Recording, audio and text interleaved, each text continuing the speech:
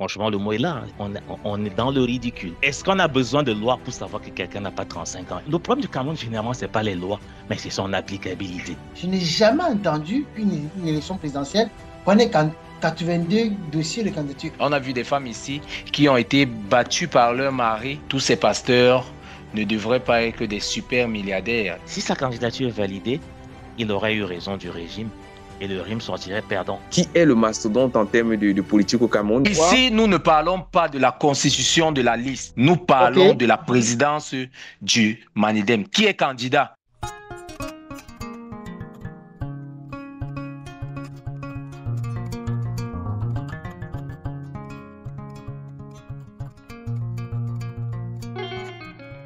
Mesdames, bonsoir, messieurs, bonsoir. Bienvenue sur cette plateforme de podcast. On est très content de vous avoir une fois encore, comme non seulement ceux qui écoutent, mais aussi comme ceux qui participent, parce que participer, c'est écouter, c'est donner son avis en commentaire. Vous faites bien de vous connecter, vous êtes sur 237 Story.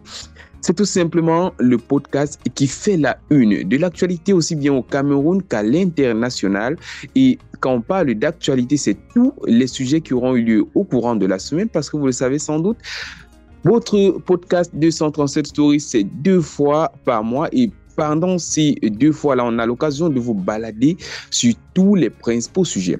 Aujourd'hui, comme à l'accoutumée, eh bien, on a retenu les sujets qui font la une au Cameroun, mais aussi un sujet très, très intéressant du côté de la République démocratique du Congo. Vous saurez de quoi il s'agit tout de suite parce qu'on va parler et je voudrais vous introduire ici les principales thématiques. D'abord, on parle de politique au programme, 82 candidatures pour un trône. Est-ce un casse-tête à venir au Cameroun? Nous parlons là de la présidentielle qui aura lieu le 12 octobre prochain. Encore, on parle de sport toujours au Cameroun. Vrai ou fausse démission de Marc Brice, le coach et sélectionneur qui tire les ficelles de ce jeu trouble entre le ministère des Sports et la Fédération camerounaise de football. Enfin, à l'étranger, je le disais tantôt, République démocratique du Congo. 1 an après la mort de son épouse Blanche, le pasteur Marcelo Tunasi se remarie. Est-ce un scandale ou il n'en est pas un? Est-ce que les gens en font d'état? Voilà le programme, mesdames et messieurs, de votre podcast de ce jour. Nous sommes bel et bien le vendredi. C'est la dernière sortie du mois de juillet.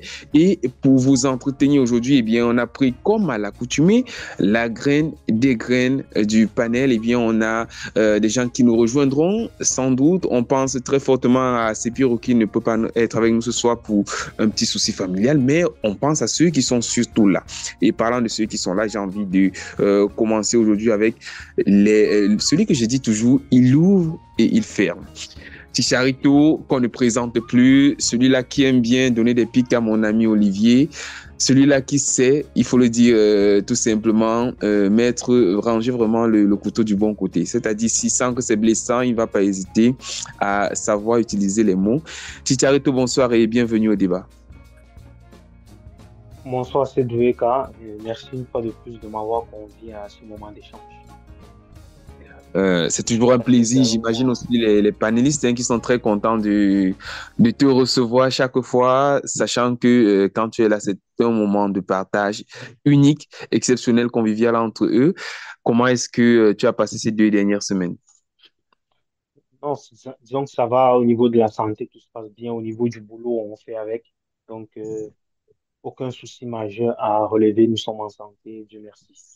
Je vais également profiter de ce VK rapidement pour souhaiter un bonsoir comme ça à tous nos auditrices et auditeurs. Et merci une fois de plus de nous écouter. C'est un plaisir en tout cas pour nous de savoir que il et ses auditeurs et elles, ses auditrices, sont de plus en plus nombreux à être connectés aussi bien sur Spotify, sur notre compte 237 Story. Ils sont connectés sur Apple, ils sont connectés sur Deezer, ils nous écoutent chaque fois que l'on met un nouveau numéro de notre podcast en ligne. Et comme à l'accoutumée aussi, Chicharito, je ne vais pas déroger à la règle, j'ai envie de savoir, est-ce qu'il y a un sujet qui aura retenu ton attention pendant cette période, surtout une période cruciale où on parle de politique, un sujet donc qui n'est peut-être pas à l'ordre du jour? Oui, il y a eu énormément de sujets, mais disons pour parler un peu politique étrangère, euh, Donc moi, je note le conflit qui a débuté il y a quelques jours entre la Thaïlande et le Cambodge.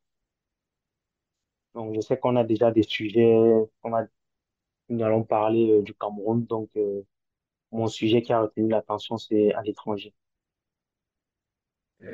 On le dit simplement, des occasions, un peu de tension encore de ce côté du globe et qui ne réjouira pas forcément tous ceux-là qui sont des artisans de la paix. Et quand on parle d'artisans de la paix, j'ai envie d'introduire aujourd'hui, pour la première fois dans notre podcast, eh bien, c'est pas une voix que vous écoutez tous les jours, mesdames et messieurs, c'est une des personnes qui, on l'espère en tout cas, reviendra parce qu'il a tellement, tellement de choses à nous apprendre d'abord. Et il a aussi beaucoup de choses à nous dire. Il est tout simplement un coach de vie, mais il n'est pas que coach de vie, il est ingénieur également. Autant le laisser aussi vraiment dérouler tout l'ensemble de son CV. C'est l'occasion aussi de présenter tous les autres panélistes devant lui parce que lui, simplement, il s'appelle Clément Bavois. Et quand je dis Clément comme ça, je ne sais pas si je parle au coach, parce que je sais qu'il sera très intéressant pour les sujets, mais surtout pour le sujet 3. Mais il est également l'une des personnes ressources très modérées également dans ses prises de parole. J'ai envie de lui dire d'abord bonsoir à toi, Clément, et bienvenue. Merci d'avoir accepté l'invitation de 237 Story.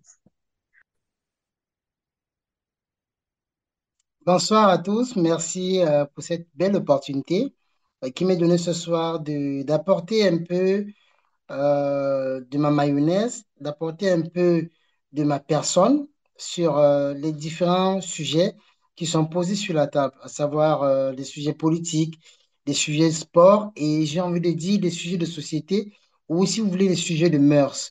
On parle ici du sujet en lien avec la RDC à l'étranger. Alors, pour une première, je vais dire simplement, bon, c'est pas Après que j'ai dit ça, il est important génération et dans tes ici prises de de parole, on ressent préciser que ce quelqu'un qui est soir, je habitué. vais davantage, que ce soit sur les plateaux de télévision comme sur les plateaux de radio. Donc, Mhm. simplement, on va simplement renouer avec une habitude que nous avions déjà développée. Donc, ce soir, je vais davantage aborder ma casquette de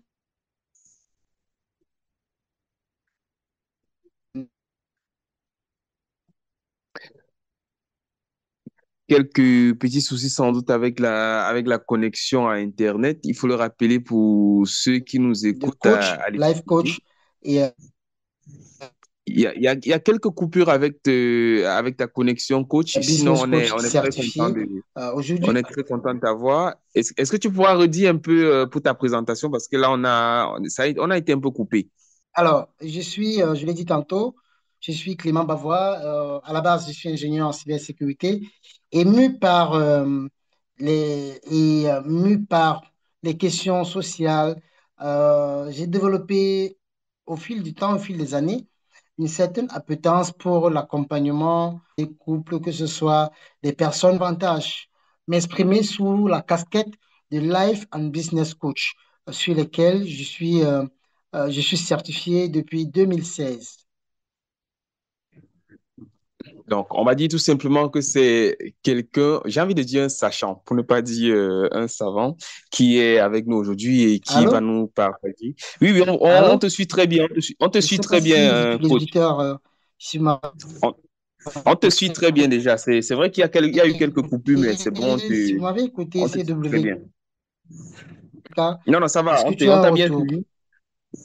J'ai envie de te poser peut-être la question que je pose à tout le monde Allô? avant on Allô? te suit très bien, coach. On te suit très bien. Peut-être le temps pour le coach de comprendre un peu ce qui se passe au niveau de sa connexion. Il y a avec nous également Olivier. Olivier qu'on ne présente plus parce que c'est le gars vraiment, chaque fois qu'il est là, je crois que j'ai l'impression que chaque fois que Olivier est là, Chicharito est très content parce qu'il sait déjà que ça va secouer très fortement. Et j'ai envie de dire bonsoir Olivier et bienvenue au débat comme c'est le cas avec tous ceux qui sont déjà connectés. Bonsoir 237 Story, bonsoir à tout le plateau, le panel. Bonsoir à toi Chicharito particulièrement, bonsoir à CWK, bonsoir au coach qui est là. Comme tu disais, CWK, c'est un savant Euh, je dis bonsoir à tous nos auditeurs et auditrices de 247 Story, toujours parés à nous écouter au-delà de notre très cher et beau pays, le Cameroun, ailleurs aussi. Merci à tout le monde et je vais repasser la parole à Kid Groa, CWK. Merci pour Bon. l'honneur de me laisser me présenter. Bon, peut-être on va laisser que tu t'échauffes encore un peu plus. C'était dit, est-ce que au courant de la semaine, parce qu'on espère déjà que tu es en très bonne santé, bon, on ressent la forme qui est revenue. Est-ce qu'au Oui, courant de oui, la la forme est là. semaine, des 2 dernières semaines, est-ce qu'il y aurait eu une actualité juste comme ça qui ne soit pas une actualité qui ne soit pas sur les débats de ce soir qui aurait retenu ton attention? C'est vrai que toutes les informations sont recentrées sur le, le grand événement qui a cette période qui est une période très exceptionnelle pour le Cameroun, où il y aura une élection présidentielle. Je pense que tous les regards sont rivés à ce niveau et ça fait un peu obstruction à toutes sortes d'informations qui pouvaient venir de ça et là. Mais j'ai pas forcément quelque chose à dire par rapport à une actualité parce que la semaine a été difficile. Fouiller même une quelconque actualité ne m'a pas passé, n'est pas passé dans ma tête. Ok. Je m'envoie désolé. Non, t'inquiète, je t'assure qu'il y a tellement d'actualités qu'on va pas manquer ceux qui ont eu des actualités. Donc, avant de passer la parole à la voix de Stanto, celui quand il est là, toutes les femmes ont les problèmes après. Parce que quand lui, il est connecté, tous les commentaires, c'est qui le gars qui avait la belle voix. Donc, peut-être je vais demander à Joe donc de se présenter, le temps pour Olivier aussi de revenir. Joe, j'espère que tu vas bien. Bonsoir. Bonsoir, bonsoir, bonsoir à tous. Désolé du retard. Je reviens d'un long voyage. Je viens de faire 700 kilomètres de route et voilà, je voulais absolument être présent à cette séance d'aujourd'hui parce que capitale pour notre pays et capitale aussi pour nos auditeurs. Merci beaucoup à Hmm. vous. Et je t'avoue que les auditrices, c'est elles qui seront très contentes aussi pour la voix d'abord et ensuite nous pour C'est toujours un pour le plaisir de débat. faire plaisir, hein. Alors, peut-être pour rester un peu plus sérieux, déjà bienvenue à l'échange et merci surtout pour le sens du sacrifice. Peut-être qu'avec la fatigue, on ne sait pas si tu auras aussi une thématique, entre autres, qui te serait restée au travers de la gorge, un sujet que tu aurais bien aimé voir sur la table, mais qui n'est pas dans les 3 thèmes du jour. Ah, c'est vrai qu'en ce moment, c'est très, très difficile de s'écarter de nos deux sujets principaux, la politique et le foot. C'est très difficile de faire mieux. Aujourd'hui, on a le summum de la politique. Et comme d'habitude, on a les tripatouillages au niveau entre le ministère et la FECA Foot. Après, voilà, une actualité peut-être pas très commune, mais c'est un vendeur à Sam qui n'a pas été retenu à la mine de l'Est. Voilà, les populations de l'Est ont été entendues en quelque sorte.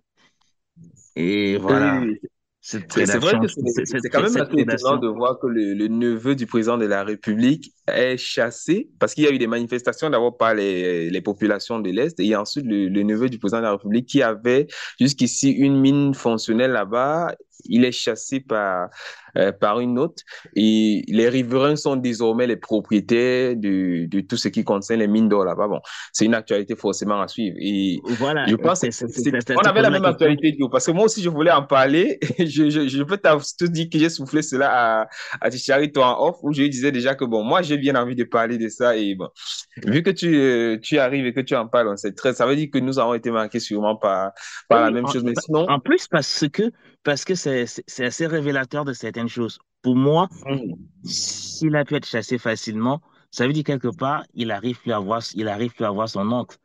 qui, qui pourrait le soutenir par-ci. Ou bien, voilà, les choses ont peut-être changé au niveau de la hiérarchie sur qui il pouvait compter. Les choses ne sont plus pareilles. Et ça rejoint ce que tous les opposants démissionnaires, en fait, tous les nouveaux opposants, les ministres démissionnaires ces derniers temps disaient, on n'arrive plus à avoir le président. Peut-être lui aussi n'arrive plus à avoir le président et c'est pour ça que voilà. Peut-être le fil a changé d'épaule et Bon, ou on n'en sait peut-être rien. c'est une On promesse se électorale. prononce On que n'en sait rien, mais simplement, on n'est ça, pas sûr. on peut analyser de différentes façons, mais toujours est-il que c'est assez surprenant. C'est pas monnaie courante, c'est assez surprenant pour qu'on en pour que voilà, toi et moi, on se soit rendu compte. Voilà. Alors, je vais passer aussi la parole à Coach Clément, justement, pour qu'il puisse donner son avis à propos de ce genre de sujet, justement. Est-ce que, Clément, tu aurais eu, entre-temps, un sujet comme ça qui te serait venu à l'esprit?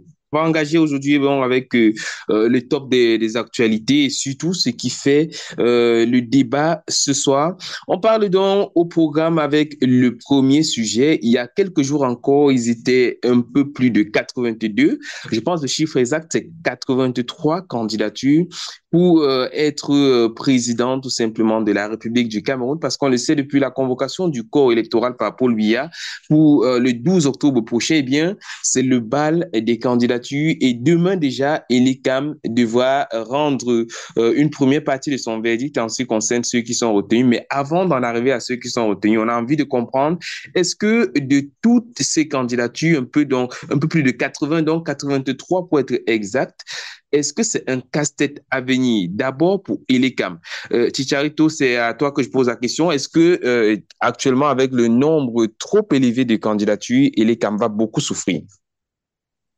Euh, Merci, c'est le cas pour la question. Ma réponse est sans ambiguïté, non, parce que, tout simplement parce que parmi les plus de 80 dossiers de candidature, parmi les candidats que nous avons vus, on peut d'emblée considérer qu'il y en aura au moins une soixantaine qui seront écartés pour défaut dans la documentation, comment je vais dire ça pour être plus précis, défaut dans les pièces pour les pièces constitutives des dossiers de candidature. Donc pour moi, je pense qu'il y en aura une large majorité qui sera écartée.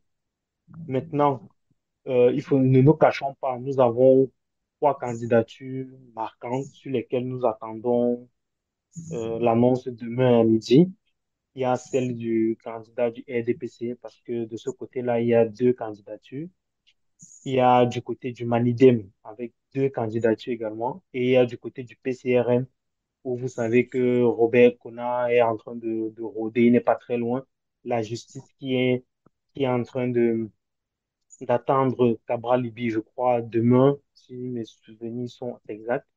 Donc, c'est surtout ces principales candidatures-là que nous attendons pour demain. Sinon, nous savons tous, hein, nous qui suivons l'actualité politique camerounaise, que en dehors de ces trois candidatures, les autres candidatures ne sont que là que pour faire, excusez-moi l'expression, hein, de la figuration, tout simplement. Donc, pour répondre Bon, précisément à ta question, est-ce que c'est beaucoup de travail pour les Cam? Non, pas du tout. bon, pour toi, c'est de la figuration, mais quelque part, est-ce que, là, je pose la question directement à Olivier, parce que lui, pour quelqu'un qui est du parti au pouvoir, pour quelqu'un qui a cette tendance à toujours défendre justement son camp, on a envie de connaître, Olivier, est-ce que ce n'est pas justement une occasion qui est donnée à ceux qui sont à l'interne en ce qui concerne le RDPC de pouvoir s'exprimer. Parce qu'une fois qu'on a vu certains partis venir avec deux candidats, on a vu le Manidem, par exemple, on n'attendait pas le deuxième candidat. Il y a eu Maurice Kamto qui a été investi par le Manidem. Et on a vu également Dieudonné Yebga, si je ne me trompe pas, qui est également venu déposer sa candidature au nom du même Manidem. Et Non loin de là, avec l'UPC qui en était à trois factions qui ont déposé également la candidature, on a été très surpris de constater que le RDPC qui était jusqu'ici quand même, qui est le mastodonte en termes de politique au Cameroun, mais qui a réussi à présenter deux candidatures. La première candidature, celle du président Paul Biya, qui a été déposée par les gens de son équipe, mais on a également une lettre, un recommandé qui a été envoyé par Teli Onana. Est-ce que ça ne fait pas désordre, Olivier, dans votre parti qui a toujours été exempt jusqu'ici de tout type de scandale de ce genre?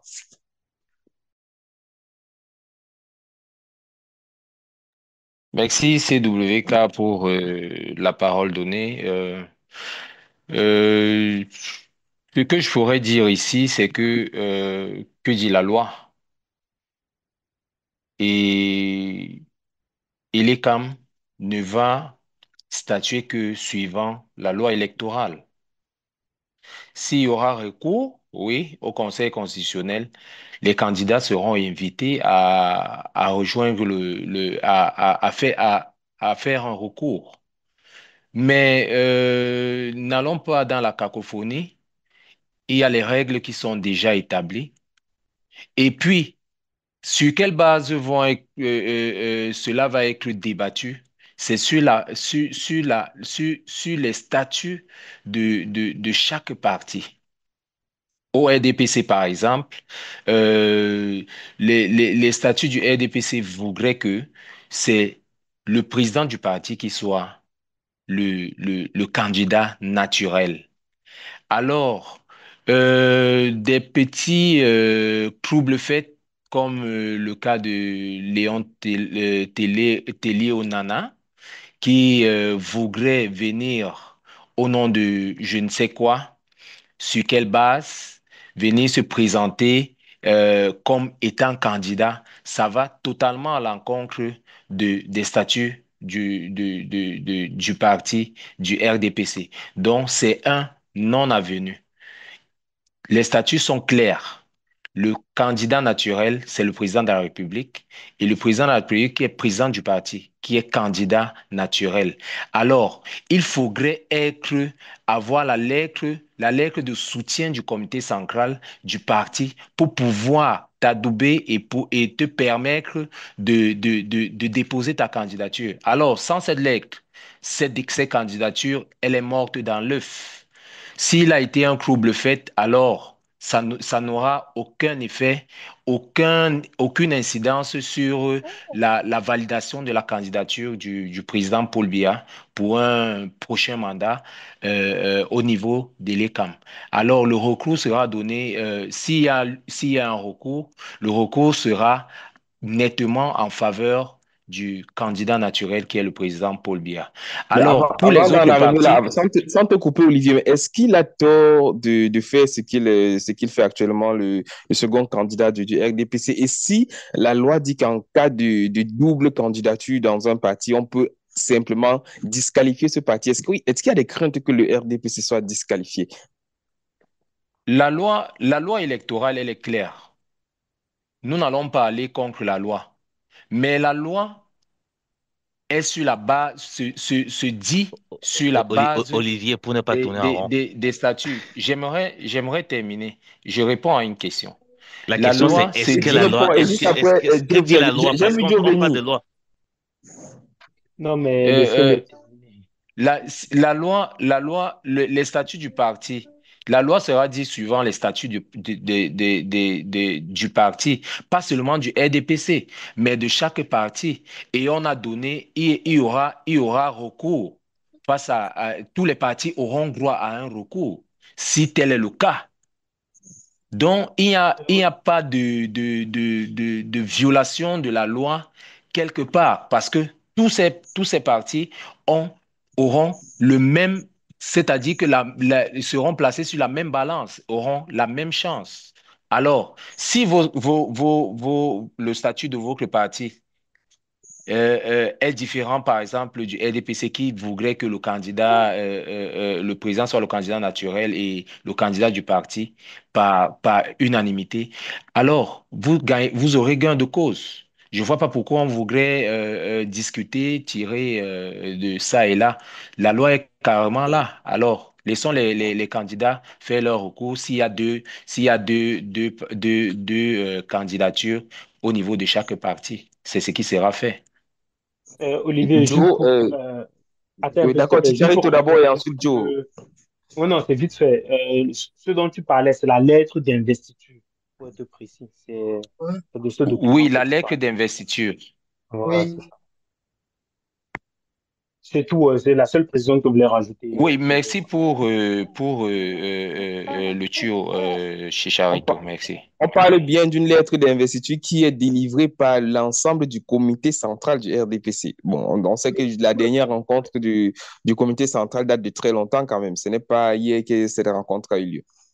Pour le cas d'espèce, je pense que cette élection sera, on va dire, la commission électorale, notamment l'ECAM, elle aura vraiment faute à faire parce que dans le cas d'espèce, le comité central ne sait pas, enfin, selon les dernières informations que met justement à la disposition du grand public camerounais, l'un des candidats qui a déposé, enfin, l'un des candidats qui se dit investi du RDPC, il clame que le conseil, qu'il n'y a pas eu de réunion du comité central il y a plusieurs années de cela. Et donc, le candidat, selon ce qu'il dit, le candidat qui est présenté aujourd'hui, le candidat Paul Biya, ne serait pas, euh, ne serait pas, Il enfin, ne n'est pas éligible, respecterait en pas, fait. ouais, il n'est pas Il ne éligible, il ne respecte pas respecterait pas les codes du RDPC en soi. il ne respecterait pas les clauses même des statuts du RDPC. Donc, on s'en va là, sans doute demain, vers un très, très gros, j'ai envie de dire, un très gros dilemme. Et j'ai ici envie de féliciter carrément un candidat comme celui-là, conseiller Télé Onana, municipal. Oui, monsieur Télé Onana, conseiller municipal à la mairie de Monatélé, qui a osé dit les choses vraiment, vraiment sur la place publique et les dénoncer de façon verte. Parce que euh, ne pas avoir peur, on va dire, oser lever la tête dans un système comme le nôtre aujourd'hui où l'establishment politique, et notamment les autorités politiques du pays, se retrouvent pour la plupart dans les rangs du RDPC, oser faire un affront comme cela au parti en place, pour ma part, je dis qu'il faut avoir vraiment un sacré courage. bon, Et pour moi, puisque tu as encore la parole, Clément, juste te compléter avec une question avant de passer la parole à Joe. Est-ce que tu penses que justement le fait d'avoir le courage, ou plutôt de parler ainsi pour un jeune comme Télé Onana, est-ce que c'est un risque pour lui d'être exclu du parti, ou tout simplement le RDPC est en train de nous donner une leçon de démocratie en montrant que même en son sein, on peut contester son président? ben, j'ai une double lecture. J'ai une double lecture. Je ne dirais pas que, enfin, je veux dire, je dirais davantage que c'est montrer, le RDC montre à la face du monde que véritablement rien ne va plus dans la propre maison RDPT. Pourquoi? Parce que pendant longtemps, euh, du haut des nombres d'années que nous avons aujourd'hui, il n'a jamais été vu, jamais été entendu un tel affront dans les rangs du RDPC. Et pour moi, je dis également que c'est le signe que euh, véritablement rien ne va plus concrètement, même dans les rangs de ce parti-là, et d'avoir des jeunes comme ceux-là qui osent aujourd'hui, qui constituent, selon moi, ce que je vais appeler euh, le camp des progressistes, ceux qui veulent sans doute, selon ce que l'a d'ailleurs déclaré M. Léon Télé Onana, qu'il y a ceux-là qui font partie de l'ancienne école, qui ont accompagné le président de la République pendant toutes ces années, et il y a ceux-là, comme lui, qui font partie de la jeune génération, qui veulent voir les choses changer, qui veulent proposer une nouvelle façon de penser, un nouveau modèle de société, et donc qui s'inscrivent en faux contre ce que lui, par exemple, il estime être la non-conformité, ou il estime être des habitudes issues d'un temps passé, d'un temps révolu. Donc, pour moi, clairement, je n'associe pas cela véritablement j'ai envie de dire, j'associe pas vraiment cela à la démocratie au sein de ce parti politique. Après, les interprétations peuvent être multiples, mais j'ai davantage, pour moi, envie de voir un jeune qui ose lever la voix, qui ose dire tout haut ce que les gens pensent tout bas. D'accord. On va passer la parole aussi à Joe. Je sais qu'il a tellement de choses à dire. D'abord, sans doute pour répondre à Olivier, mais avant de répondre à Olivier, Joe, j'aimerais te poser ta question à toi qui est comme, un peu comme celle des autres. 83 signatures pour un pays de 27 millions d'habitants. Est-ce que quelque part, on est en train de frôler le ridicule au Cameroun avec ce nombre trop élevé de candidatures? Bien que l'on n'ait pas encore retenu, que l'on n'ait pas encore retenu au niveau des décams certains, est-ce que ce n'est pas quand même exagéré le nombre de candidatures qu'on a eues jusqu'ici? Ouf, ouais, franchement, le mot est là, hein. On est dans le ridicule. On est dans le ridicule. On assiste à une désacralisation de la fonction président de la République, qui est Ouais. l'une des plus hautes fonctions de notre pays quand même. On se réveille avec quelqu'un qui a moins de 35 ans, qui va déposer sa candidature, qui est acceptée, et il se filme. Ça devient un truc, ça devient quelque chose pour faire du buzz. On devrait au moins avoir un premier filtre avant d'en arriver à l'étude des dossiers. On ne peut pas dire que voilà, quand nous, simples citoyens, on va déposer un dossier pour un concours à la fonction publique, on- la personne qui reçoit nos dossiers vérifie au moins si on a toutes les pièces. Parfois, il te manque une photocopie de ta pièce d'identité. On te dit non, on va la chercher. Maintenant, ça constitue au moins un premier filtre. À ce niveau, il y a pas mal qui ne sont pas reçus. On ne peut pas dire pour un concours, il faut le bac. Tu arrives, tu présentes ton probatoire, tu attends que tu t'attends à quelque chose. Mais non, je me Non, dis, voilà, on devrait assister à un premier filtre au moins. On non, n'a pas de candidatures indépendantes, on n'a pas 300 signatures. On n'y va pas, on n'accepte même pas. Ça fait un premier filtre. N'importe quel kidam aujourd'hui se lève un matin chez lui, ramasse deux, trois feuilles, met dans un papier et devient candidat pour la présidentielle au Cameroun. Et après, c'est pour créer ce qu'on a assisté, c'est pour créer Sans te couper, Joe, est-ce que, si tu permets, j'accompagne un peu Ouais, ouais, ouais, vas-y. ton argumentaire et te poser une autre question. Est-ce que justement, selon la loi camerounaise, selon le code électoral, tout le monde, tout Camerounais avec 35 ans révolus a le droit d'oser, de briller. En fait, il peut oser. Ça devient une fonction comme une autre du moment où le code électoral a appelé. Est-ce que refuser la candidature, en fait, refuser le dossier de certaines personnes âgées de 35 ans ou pas, est-ce que ce ne serait pas simplement aller aussi contre la loi que l'on s'est Mais fixée? Est-ce que non, ce n'est pas aussi l'une des la excuses loi que qu'on s'est les peut fixée, la utiliser? loi qu'on s'est fixée nous dit aujourd'hui il faut avoir 35 ans révolu. J'arrive avec 33 ans, mais c'est logique qu'on ne prenne pas mon Il y dossier a eu un parce que candidat de 32 ans même. 32 c'est ça ans. que je dis. J'arrive avec 32 ans. C'est logique qu'on ne prenne pas mon dossier. Sinon, c'est quoi la non, Joe, différence entre le comité qui reçoit les candidatures et une boîte aux lettres? Parce que la boîte non, aux mais lettres ne trie pas. On je vais envoie faire, n'importe qui. je vais faire une petite précision, Joe. À ce niveau, l'ECAM n'est pas chargée de faire le premier tri.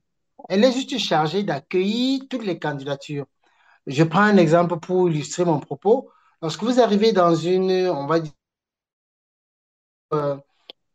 dans une entreprise pour... Pour déposer ces dossiers, oui. Ton On a réseau quelques vibre. difficultés pour.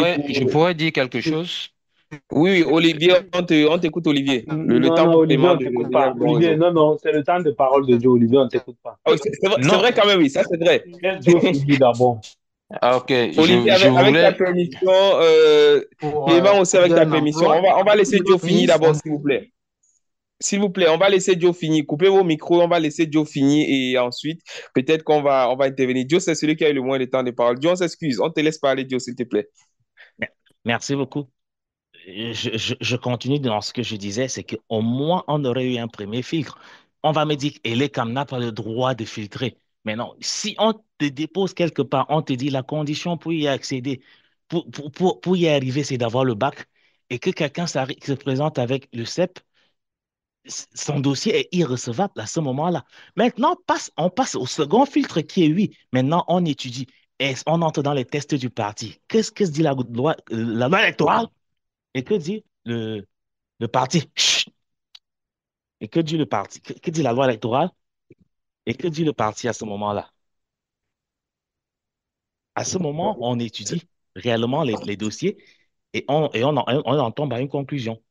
Je me dis, Ouais, est-ce que ça voilà, voudrait dire, est-ce que Joe, est-ce on que froide le Elekam doit réticule. lire, est-ce que Elekam doit avoir les textes de base de chaque parti en tête avant, au moment où il est en train de recevoir les candidatures? Est-ce qu'il a réellement le temps matériel pour pouvoir avoir au Est-ce que, moins ce premier filtre au niveau des partis en tête? non, non, est-ce que Elekam a besoin d'avoir des tests pour savoir qu'un candidat n'a pas 32 ans, n'a pas 35 ans? C'est vrai que là, il faudrait qu'il commence à étudier les dossiers, ce Voilà. Non, non, qui n'est pas le cas. mais on arrive. Tu te présentes la moindre des choses. On présente sa candidature. Tu n'as pas 35 ans, tu viens déposer. Pourquoi? On ne reçoit pas. On peut maintenant comprendre que, par exemple, pour payer l'argent au trésor, c'est plus tard. Mais pour les candidats indépendants, je n'ai pas de lettre d'investiture d'un parti, je n'ai pas 300 signatures. C'est quand même des choses, on ne sort pas de Saint-Cyr pour le faire. Ça permet d'éviter les ridicules parce que là, on est en train de créer des pôles de corruption. Pour moi, on est en train de créer des pôles de corruption parce que de ces candidatures qui seront rejetées, ils iront dans un coin, dire non, moi je soutiens le président Paul Biya, on va créer le G50. 50 candidats à la présidentielle ont soutenu Paul Biya. Ça sonne bien. Il y en a même, hein, il y en a qui ont dit clairement devant les médias que je viens déposer ma candidature, mais j'offre 100% de mes voix au président Paul Biya. Bon, moi, je me suis demandé Ah oui, pourquoi il déposait encore la Oui, candidature. on Non, mais c'est la comprend donc. vérité. Je vous assure que c'est la vérité. Il y a des candidats qui l'ont oui. dit. Moi, j'étais ébahi devant la télévision. Je disais, bon, pourquoi il dépose la candidature si c'est pour donner 100% des voix au président de la République? Là, il y a des questions à se poser.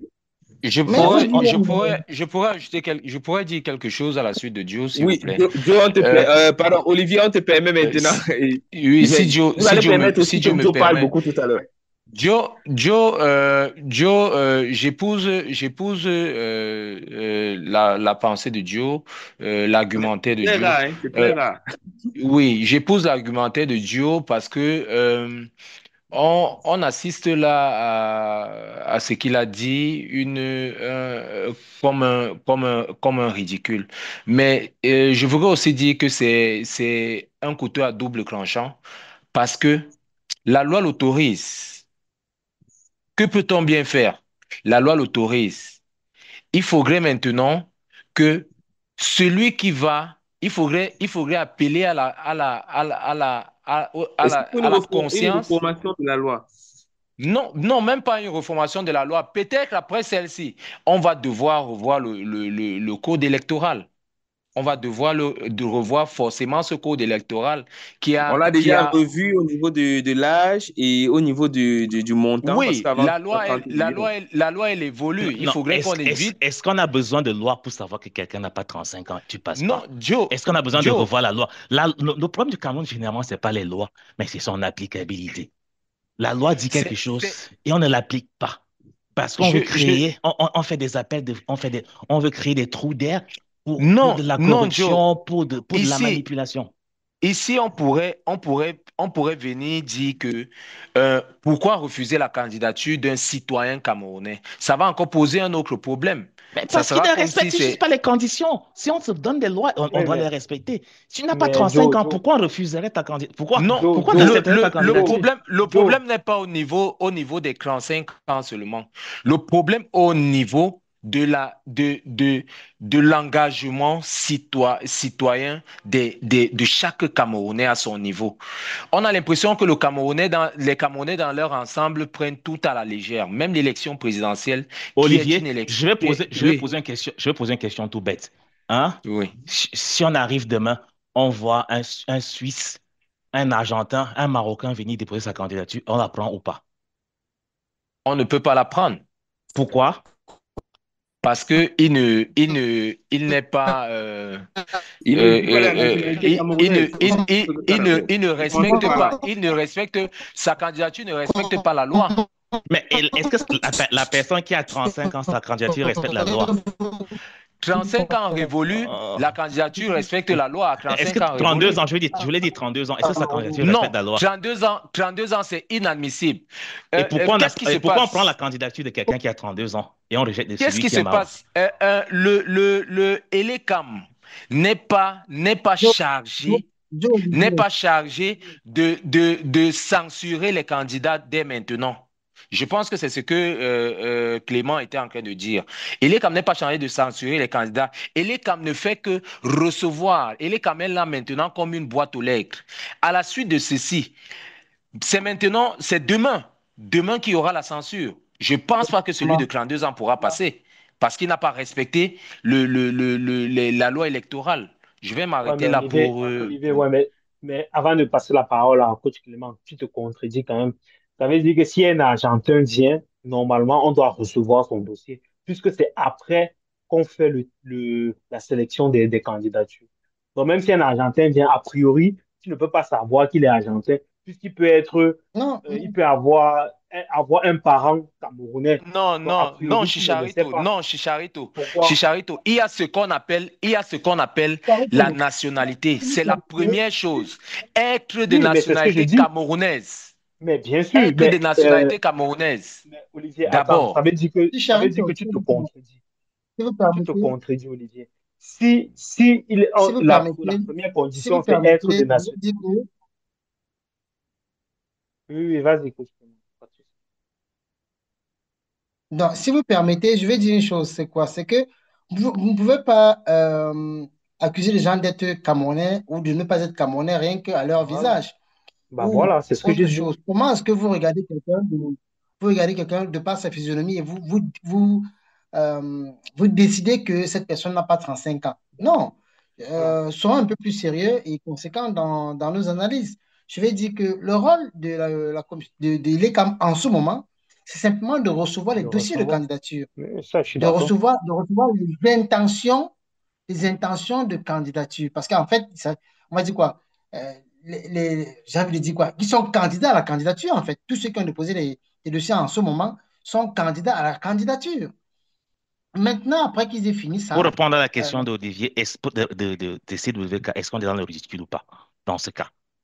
mais il faut dire clairement qu'au Cameroun, aujourd'hui, nous sommes clairement dans nous sommes en plein dans le ridicule. J'ai envie de dire que nous sommes descendus vraiment très bas. Nous avons désacralisé, mais alors à un niveau de décrépitude terrible parce que, rendez-vous compte, on a 82 candidatures. C'est du jamais vu, c'est du jamais, je veux dire, depuis que le Cameroun est Cameroun, je n'ai jamais entendu qu'une élection présidentielle, qu'on ait 82 dossiers de candidature. Et d'ailleurs, il faut simplement Il y a voir 7 ans, nous même étions à 30 candidatures seulement. voilà. Il faut d'ailleurs voir on va dire l'accoutrement de certains candidats. Vous avez des gens lorsque vous les regardez, excusez-moi de le dire, mais c'est des gens J'aimerais, j'aimerais qui ressemblent passer un carrément fou rire là. oui, c'est des gens qui ressemblent carrément à la famine. Vous avez quelqu'un qui dit vouloir changer le Cameroun ou changer la situation des Camerounais, qui ne parvient pas lui-même à changer sa propre situation. Mais attendez, nous sommes dans quel cas de figure là? Nous sommes dans quel genre de société? Pour moi, c'est vraiment le signe que la société camerounaise est dans un, dans un état de décrépitude très, très avancé.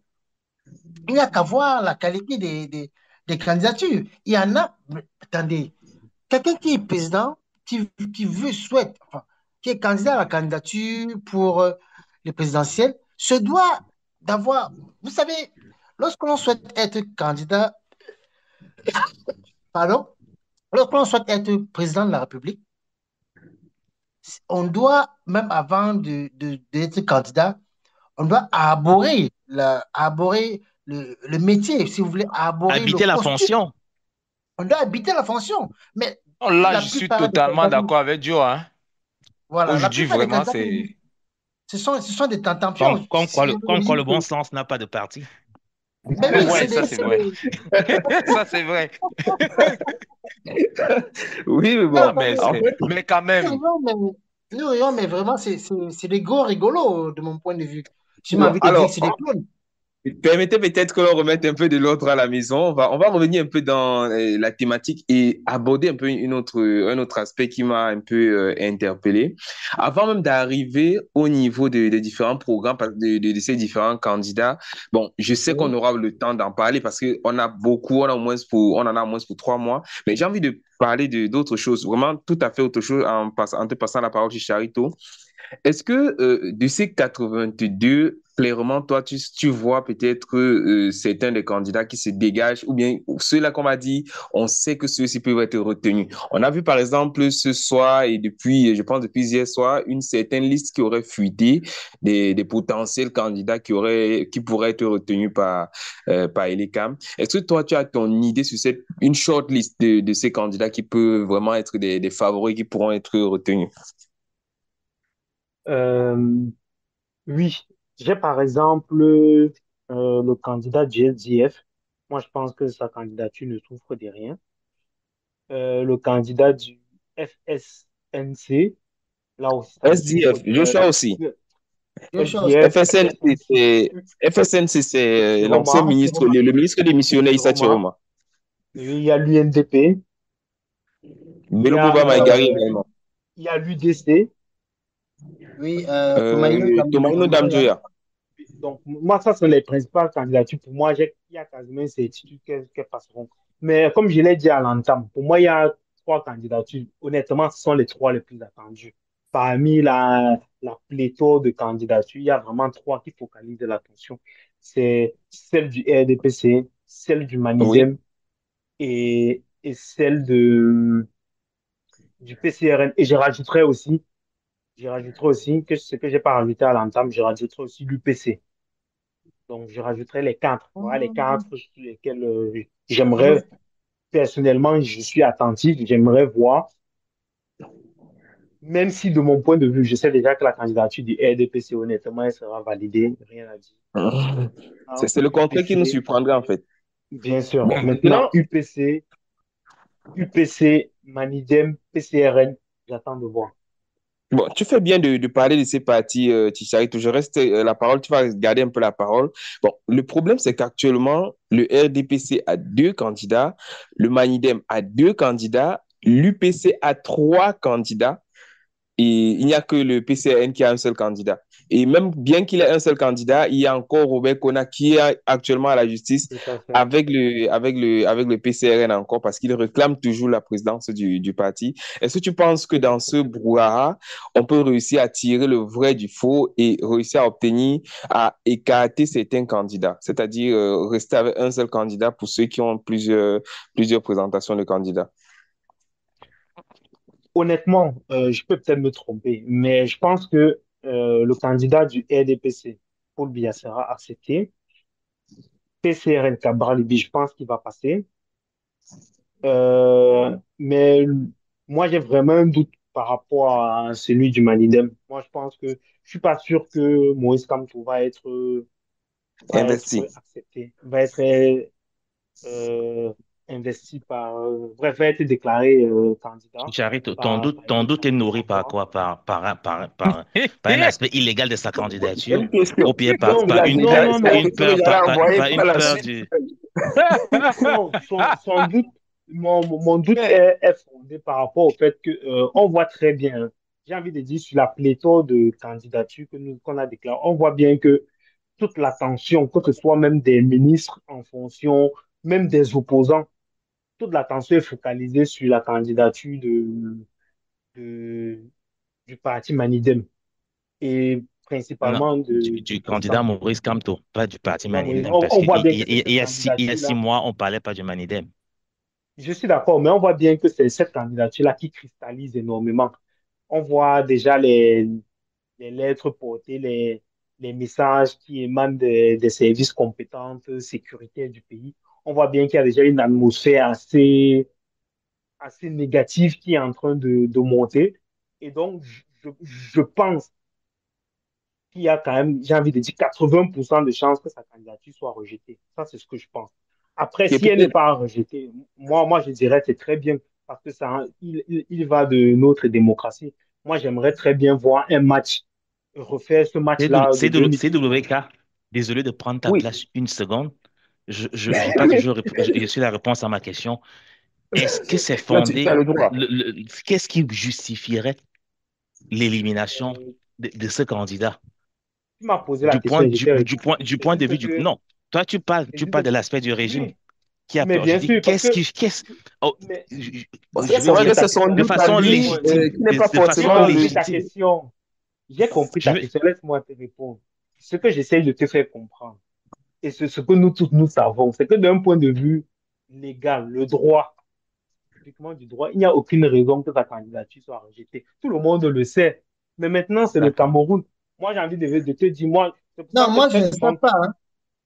attends un Non, peu, s'il te on plaît. peut, Très on peut souvent, évoquer, on peut rejeter en évoquant une double candidature. On peut dire que non, Anissé non, Ekane non, n'est pas le permets-moi, président du non, Bah, Manidem. Ça permets-moi marche très c'est bien. qui de, s'appliquerait au RDPC.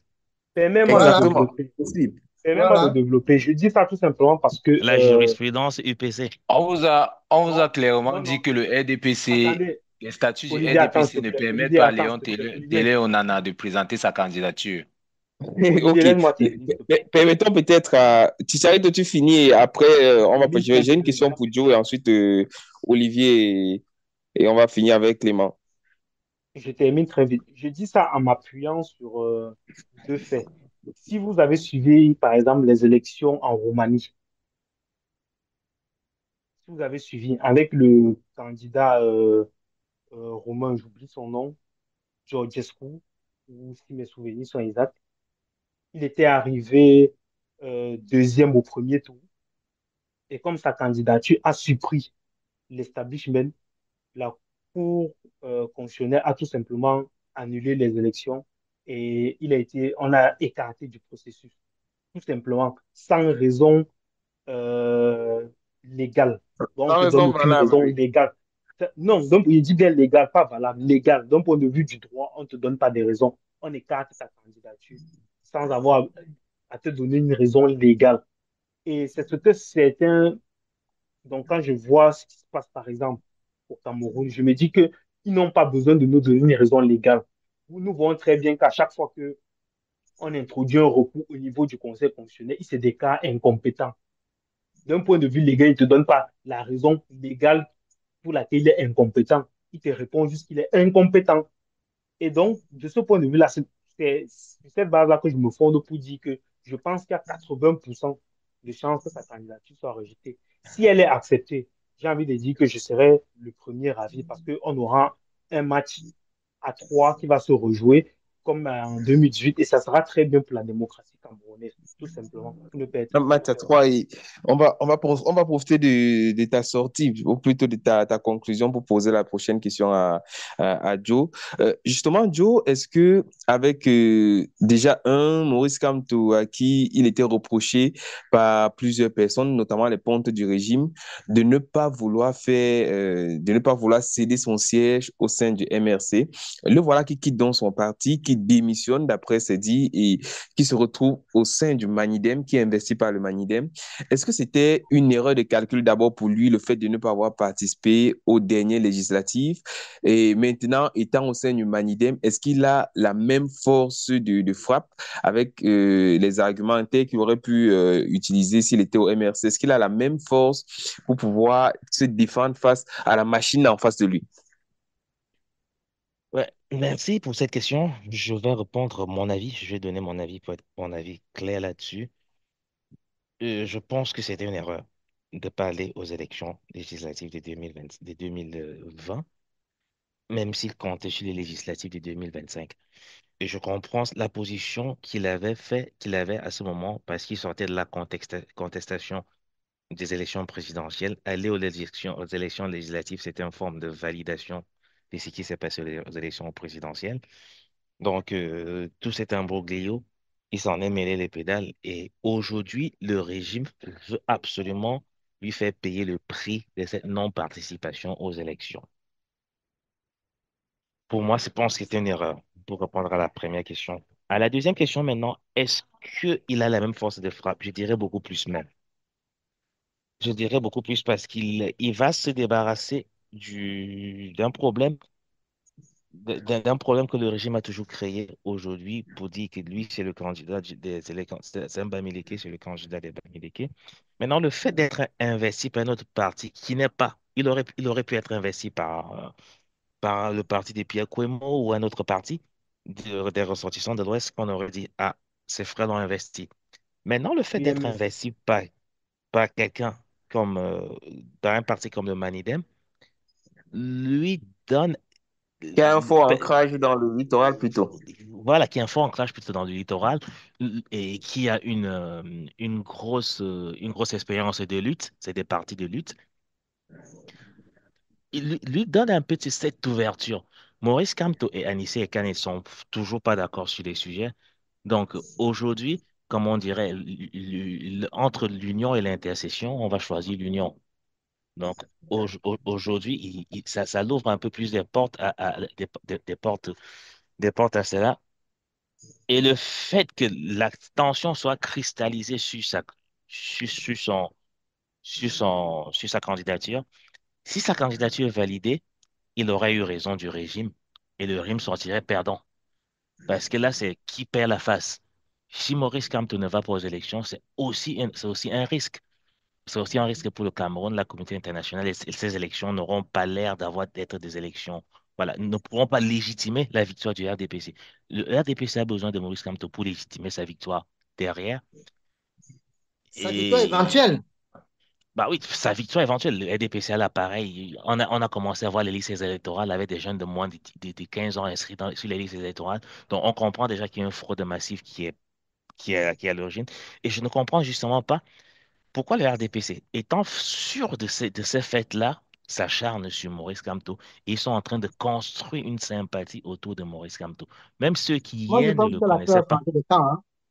même ceux qui hier ne le connaissaient pas, et voilà, quand on écoute les télévisions venant d'ailleurs, j'écoutais une émission sur une télévision ouest africaine et on le présentait comme le bon Dieu, carrément, on le présentait comme le bon Dieu contre voilà, le démon. Et si cette idée se répand un peu partout, ça risque de créer une crise. Ça risque de créer une crise en cas de victoire du RDPC. Donc, le RDPC est en train de faire fausse route à vouloir illégitimer la candidature de Maurice Kamto. Et pour répondre à la question, oui, je crois qu'il a un peu plus de force et de frappe parce que le Manidem, c'est un parti qui a une histoire de lutte. C'est un parti qui a un ancrage dans le littoral, avec un parti qui vient de l'Ouest. Et c'est des partis, voilà, pour d'autres questions plus tard, peut-être on va se poser la question à savoir qui gagne dans cette alliance. C'est du gagnant-gagnant. On Mhm. pourra en débattre de ça plus tard. Mais voilà, pour moi aujourd'hui, oui, la première question, il avait tort. Et la deuxième question, il a plus de force de frappe. Olivier, à toi aussi l'occasion de répondre à une autre question tout à fait différente. Est-ce que quelque part, pour continuer dans la même lancée quand même, est-ce que Anissé et Kani, finalement, est-ce il va, on va dire, il entre dans la grande porte de l'histoire du Cameroun en permettant cette éventuelle alliance entre le Manidem et l'ancien président du MRC, Maurice Kamto? Est-ce que c'est une alliance contre Hmm. nature même d'ailleurs? Non, moi il faudrait que vrai, c'est pas une alliance contre nature, vu que même le RDPC tisse des alliances ça et là. Chaque parti est libre selon ses convictions et selon ses ambitions politiques de pouvoir tisser une alliance avec un parti fort ou bien un parti faible ou bien un parti qui pourrait lui apporter une plus-value dans sa quête du pouvoir. Quant à Anissé Ekane, nous connaissons le personnage et nous savons quels sont les problèmes qui minent l'humanité aujourd'hui. Parce que ces problèmes ont ressurgi avec le dépôt de candidature de Yebga, qui se revendique être le président légitime du Manidem. C'est qui est un caillou dans la chaussure du professeur Moïse Kamto, qui a été investi sous couvert du Manidem comment je peux dire, Qui a été sous investi par le ordre, Manidem, pas sous couvert. oui, investi par le Manidem, sous la conduite D'un président euh, illégal? euh, d'Anissé Ekane. D'Anissé Ekane. Je ne dirais pas qu'il est illégal. Je dirais que les textes du Manidem devront parler et la loi devra être dite. Puis, Et il y a... nous Oui, amène Moi, pas je dans la non, pense non, mouise, que non, Moïse. non, Non, non. non, non, je Il pense, faudrait nous amener dans une transport. je suis d'accord avec Olivier. Je suis d'accord, je suis d'accord avec vous. Olivier, je parle de manière Olivier, pragmatique, Olivier, Olivier, sans parti Olivier, pris. Il faudrait, Olivier. non, non, Attends, je te pose une il faudrait question. Attends, je enlever, te pose une euh, question, Olivier. oui, Oui, attends, je Chicharito, te pose une question. oui. Quand Elekam a écrit récemment, on a vu les lettres circuler, je crois, au mois de juin ou juillet. Elekam a écrit à qui, Olivier? Chicharito, tu poses une fausse question parce que Olivier n'a pas dit que Pourquoi? Anissé Ekane n'est pas légitime. Il a C'est dit ce qu'il qu'il est y a en un, train de il y dire. a, Non, mais c'est ce il y qu'il est a en un train de côté dire. objectif de Non, savoir. Non, non, non, Non, c'est ce qu'il est non, en train de dire. non, si vous permettez, C'est non, ce qu'il est non, en train de dire. je ne l'ai pas dit, Chicharito. Je n'ai jamais dit cela.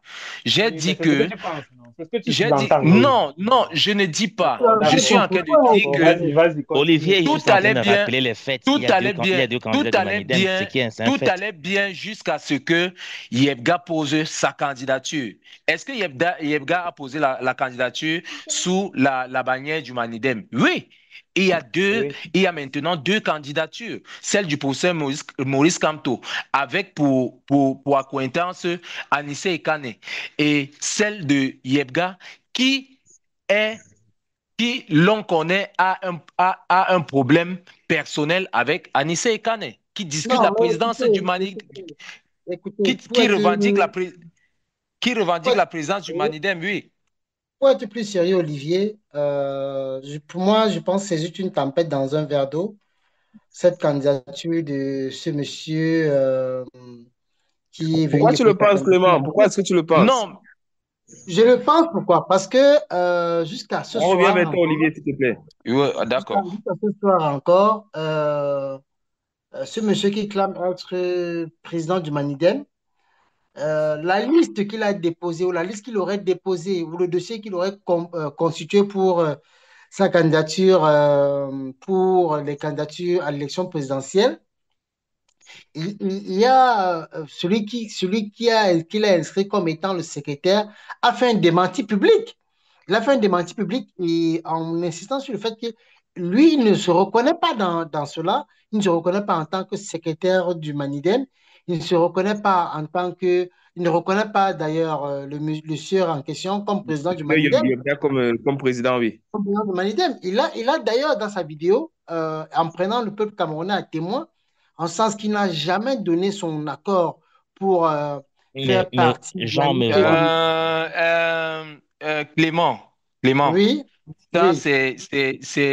c'est une discussion de non-sens. Désolé vraiment, parce que Pourquoi? ici, nous ne parlons pas de la constitution de la liste. Nous OK. parlons de la présidence du Manidem. Qui est candidat? Je peux venir et déposer en indépendant. On n'est pas sûr, suivant la loi électorale, que, par exemple, il faudrait forcément dire que tel est tel, ou bien tel est tel. Non. Il y a des pièces Non, à fournir. Il y a des, oui, pour il, compléter il mon y a propos, des, il y a- Olivier, oui. compléter mon propos sans te couper, même si je te coupe, non, Merci. simplement pour dire que elle a quand même fait son travail. Et nous pensons, enfin, moi particulièrement, je pense qu'elle est quand fera véritablement son travail. Et lorsqu'elle fera véritablement son travail, cette candidature, cette deuxième candidature du Manidem sera simplement déboutée. Pourquoi? Parce que dans la construction du dossier, à la fois reconnu par le MINAT, il est clairement inscrit dans les papiers du MINAT qui reconnaît clairement la présidence du Manidem comme celle attribuée à Monsieur Anissé Ekane. Donc, après la candidature de ce Euh, monsieur qui arrive ensuite, Non, non, laisse-le finir euh, peut-être, euh, Olivier. euh, Laisse-le finir peut-être. non, non.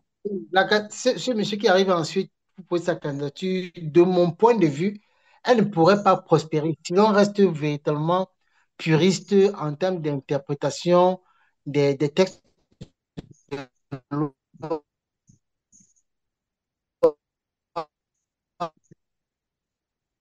Vas-y, Olivier. Olivier, on t'écoute maintenant. Ok, j'ai écouté l'argumentaire, les propos de Clément. Je suis encore en train de dire que je, Clément, ta je suis encore connexion, en train. je suis encore en train de dire que nous ne sommes pas en train de discuter ici suivant qui est. C'est la loi qui va le dire. Et on a vu comment Anissé Ekane, c'est Yebga qui était d'abord président, ce qui est sûr. Yebga était président du Manidem. On est tous d'accord Il là-dessus. m'a envie Et de dire maintenant, également que laissons-le revenir. Laissons. Oui, Clément. Non, Bon, vas-y, j'étais en train de Joe. dire. J'étais en train de Non, non, dire que c'est Olivier qui parle, on C'est t'écoute. Olivier, c'est Olivier. Anissé Ekane est arrivé sous par la simple décision du MINAT, pas par une quelconque loi. La décision du MINAT ne fait pas forcément loi, mais c'est une non, non, décision, attention, c'est un, non, Olivier, c'est un, après, attention, arbitre, Olivier, c'est un après, il y a eu un attention, arbitrage. président, attention, C'est Olivier. un Olivier, arbitrage. non, Olivier, il y a C'est eu un un attention, président, il n'y a pas de attention, arbitrage. souci. attention, Olivier, C'est un, ce que tu c'est un dis, je pense que tu es arbitrage. complètement, non, tu es complètement dans le faux. Non, c'est Peut-être un que ton information, arbitrage. non, C'est peut-être un que ton information, arbitrage. Le recours, la Et moi, on va décision d'abord du laisser MINAT Olivier continuer et n'empêche ensuite pas, on va D'accord, la intervenir, s'il te décision plaît. du d'accord. MINAT n'empêche aucun recours. Parce que si vous voyez la candidature de Yebga qui a été déposée, elle n'a pas été déposée parce qu'elle est déposée en bonne et due forme. Il savait bien qu'il y a une première candidature. Elle a été Ok. déposée parce qu'il a une revendication à faire. Alors, ça sera Eh, débattu. Est-ce Ça que, sera est-ce que je peux me débattu permettre une et petite espérons, parenthèse? espérons que le président Maurice Joe, On Kamto Joe, et va tu la as fait limiter un les personne temps de exercice inscrite tout à parole l'heure, parce non? qu'on va changer de Oui, deux sujet secondes, bientôt, les je vais, gars, je s'il te vais, plaît. je vais deux juste secondes. remettre, je vais juste remettre Espérons, l'église au centre du village. Attends, espérons que, Une minute. espérons que le Joe, professeur Joe, Maurice attends. Kamto, espérons que le Olivier, c'est professeur bon, Maurice, lâche la parole là. Maurice On t'a Kamto compris. aura gain de cause. Espérons aussi que Yebga aura peut-être gain de cause. Là, D'accord. ça sera débattu au Conseil constitutionnel. Oui, D'accord, bien noté, Joe, Olivier. Joe, je voudrais juste remettre Joe, tout à une l'heure, je t'ai petite dit que c'est là où précision. il voulait en venir. Je voudrais Tu juste m'as dit non. non, J'ai bien dit que c'est là qu'il voulait en je venir. le conduisais bien à cet endroit pour pouvoir lui répondre. Je voudrais juste répondre. Rapidement, Joe, pardon. Oui, comment Anissé Kane arrive à la tête du Manidem? Il faudrait qu'on se comprenne bien. C'est que en 2018, il y a une crise au sein du Manidem et Dieudonné Yebga, alors président officiel, est établi depuis 2014 et exclut Anissé Kane du CNC, le Conseil national de la coordination. En juillet 2017, il a exclu en juillet 2017. Et le troisième congrès du Manidem qui va se tenir en juin 2012, en juin 2018, pardon, à Douala, va élire Anissé Ekane comme président et rejeter la plainte de Yebga. Et c'est suite à cette élection que le MINAT va reconnaître Anissé Ekane qui va conduire les législatives 2020 comme président. Et jusqu'à quelques jours, il était encore président sur le site du MINAT. Et le MINAT a sorti un communiqué ce soir pour dire que son site a été piraté. Donc, quand on a vu En Yebga, effet. c'était un Juste piratage pour des sites. compléter. Donc, la loi électorale est claire là-dessus. Le candidat, l'article 124 ou bien 121 du Code électoral dit le candidat investi par les organes reconnus par la tutelle des partis. C'est ce candidat-là qui est accepté. Donc, Yebga, Qui est le il n'est pas candidat reconnu. reconnu actuellement? Le candidat, le Le bureau président reconnu reconnu, actuellement, c'est plutôt. le bureau dirigé par Anissé Kane. Voilà. D'accord. Ça veut dire que demain, on aura forcément des choses à prendre. Je vais poser la question, la dernière question sans doute pour clôturer ce sujet à Clément. Il y a de tout le lot de ces candidatures qui ont été déposées à Elecam. Il y a quand même un jeune. On a envie de dire qu'il fait presque l'unanimité auprès des dames d'abord, mais surtout auprès de la jeune génération camerounaise. J'espère ne pas me Incomplet. tromper du nom. C'est Hiram Lodi, si j'ai bonne mémoire. Il est investi par les FDC, si j'espère que mes recherches sont encore bonnes. Et il était déjà, il y a quelques années, lors de la dernière présidentielle, des dernières présidentielles, c'était une sorte d'homme de main d'Akeremouna. Il était du côté d'Akeremouna, dans l'équipe d'Akeremouna. Et on a vu clairement en 2018, il faisait allégeance, on va dire comme ça, à Maurice Kamto en disant qu'on devrait le voter. Bien sûr, vu qu'il y avait eu coalition entre le candidat Kerimuna et Maurice Kamto, et donc logiquement, il demandait à ce qu'il soit voté. Maintenant, il pose sa candidature et on voit un peu les réseaux sociaux le plébisciter. On a vu quelques TikTokers et influenceurs l'inviter sur leur plateforme. Et quelque part, est-ce que, Clément, tu penses que des jeunes de cette trempe, est-ce qu'ils viennent simplement pour faire figuration ou bien c'est pour se faire un nom et espérer mieux lors des prochaines législatives? Alors, tu poses là, selon moi, une très très belle question qui pose véritablement la question du coût d'opportunité. Pourquoi est-ce que je parle de coût d'opportunité? Parce que pendant 7 ans, ils sont restés en sourdine, on ne les a pas connus. De mon point de vue, il y a pour ces messieurs-là, ce monsieur particulièrement, que j'ai pris le temps aujourd'hui, depuis hier, de fouiller un peu sur lui. euh, il est véritablement, selon moi, il pourrait être, selon moi, un candidat sérieux. Mais le véritable problème dans cette élection, c'est que nous avons des candidatures ex nihilo qui sortent euh, de nulle part et que l'on ne voit que parce qu'il y a cette opportunité de faire, entre guillemets, du buzz politique. Pourquoi est-ce que je dis ça? Pendant cette année, aucune de ces personnes n'a, selon moi, fait son véritable marketing pour être vu, être placé au devant de la scène.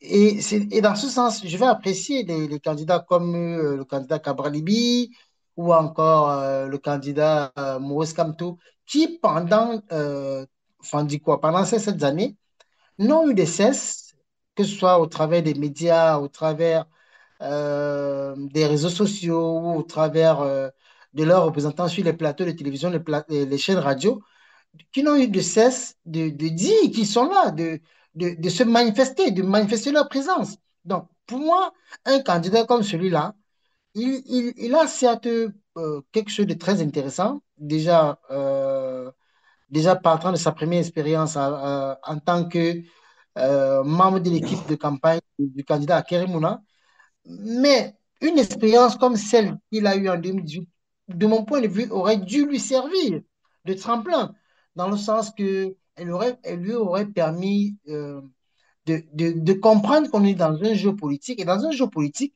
il faut utiliser toutes les armes, toutes les cartes pour pouvoir avoir de la visibilité. On ne peut pas être à 3 mois de l'élection. Et c'est à ce moment-là que certains pensent que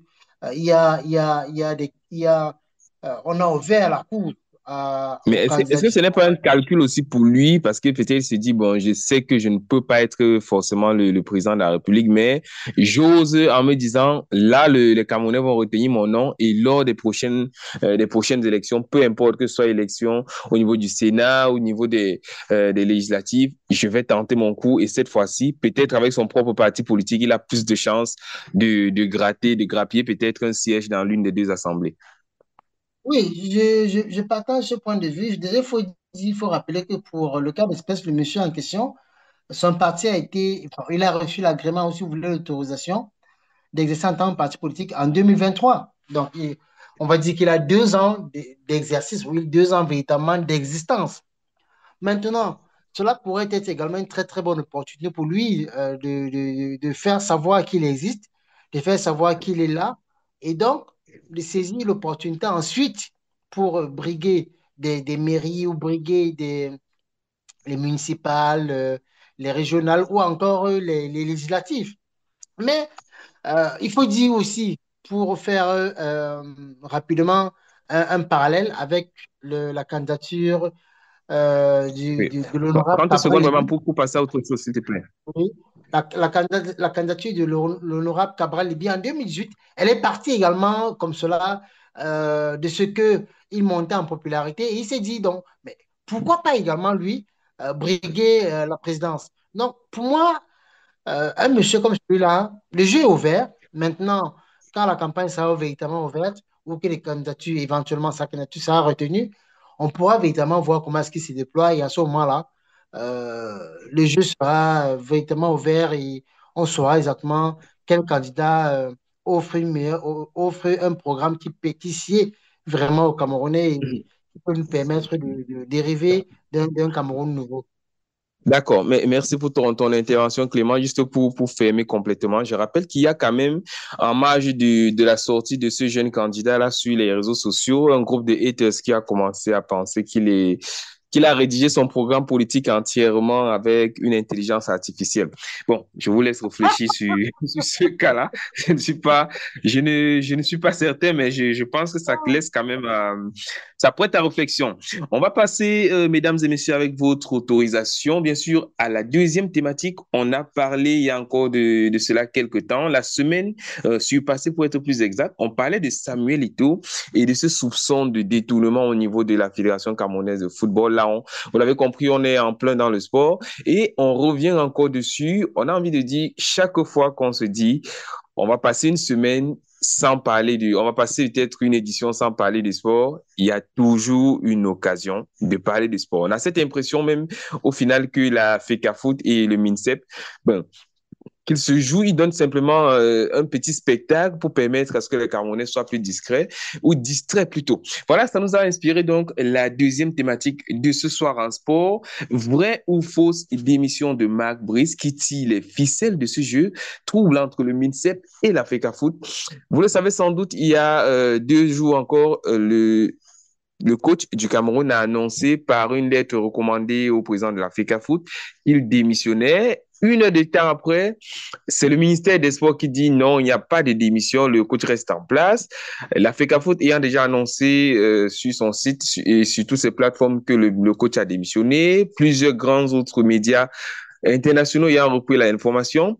Et donc, le coach lui-même, je ne sais pas si je devrais me dire l'ex-coach, lui-même qui a, dans une vidéo qui a été publiée sur les plateformes de la CATV, la chaîne nationale, qui revient et qui dit il n'a jamais démissionné, il est quelque part en Grèce et que lui-même, il est surpris et qu'il dit quelque part sa boîte mail a été piratée, donc il ne sait pas de quoi il s'agit. Et en rebondissement encore, je pense que c'était hier, Samuel Eto'o qui dit, eh bien, il va acter plutôt le fait que le contrat qui disait que si le coach résilie de son côté unilatéralement les clauses, eh bien, ça veut dire qu'il n'est plus coach. Où est-ce que l'on en est? Un nouvel imbroglio, une nouvelle fois encore, on se retrouve dans l'impasse en ce qui concerne l'instance fêtière du football au Cameroun. Et ça nous inspire la première question, vraiment toute naturellement comme elle est posée. Je vais te l'envoyer à toi, Joe, pour commencer. Est-ce que tu penses quelque part, une fois encore, qu'entre le MINSEP et la FECAFOOT, il n'y aura jamais d'entente? Est-ce que finalement, Marc Brice a démissionné, Joe? Ouais, je vais reprendre l'expression.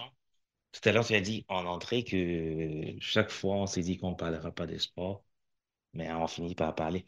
Mais je voudrais dire on parle véritablement jamais de sport. On parle plus de la politique du sport qui est faite au Cameroun. Et comme je l'ai dit depuis le début de, de, de ce cycle-là, on assiste à ce qu'on assiste partout à la tête au Cameroun. Il y a deux camps qui s'affrontent. On sait qu'il y a deux camps qui ont décidé de vouloir conserver le pouvoir et ils s'affrontent sur tous les terrains possibles. Ils s'affrontent sur tous les terrains possibles. Quand on n'est pas pour l'un, on est contre d'autres. On n'est pas avec l'un, on est avec d'autres. Donc, c'est ces deux camps qui s'affrontent et l'autorité de l'État prouve que voilà, l'État n'a plus d'autorité. Pour revenir maintenant à la question, est-ce que je me dis, est-ce que la FECAFOOT qui prend acte de la démission du De la coach, là, prétendue démission. voilà, est-ce que le coach enverrait, est-ce que c'est pas la FECAFOOT qui engage le coach, donc le coach ne saura envoyer une démission à la FECAFOOT, elle envoie à celui qui l'a engagé et celui qui l'a engagé est mis à la disposition de la FECAFOOT informer la FECAFOOT.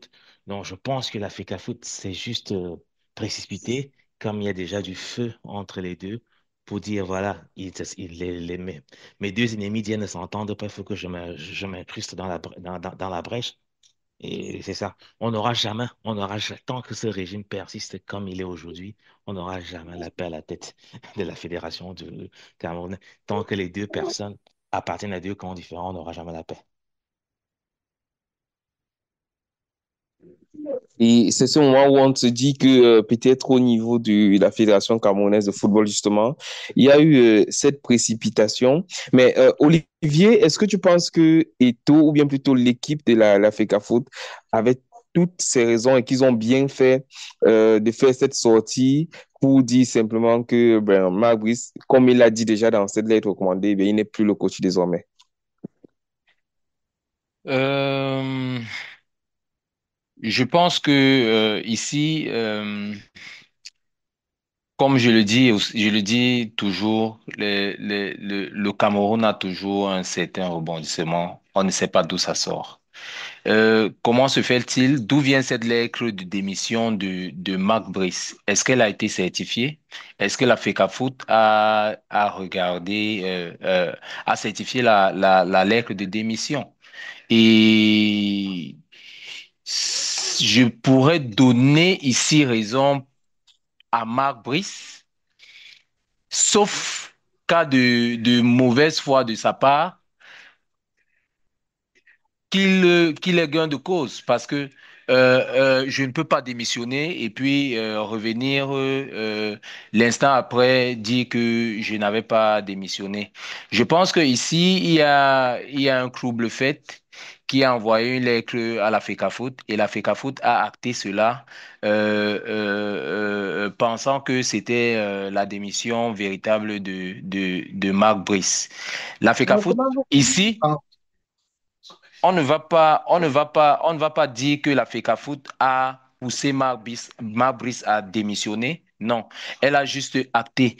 Et je dirais encore, je donnerais un conseil à la FECAFOOT de pouvoir recruter, mettre un service de fact-checking. Parce que là, nous connaissons que l'intelligence artificielle est en train d'évoluer, les technologies de l'information et la communication sont maintenant présentes partout. On peut prendre un document authentique que lorsqu'on le regarde à l'œil, on est sûr d'avoir le document original.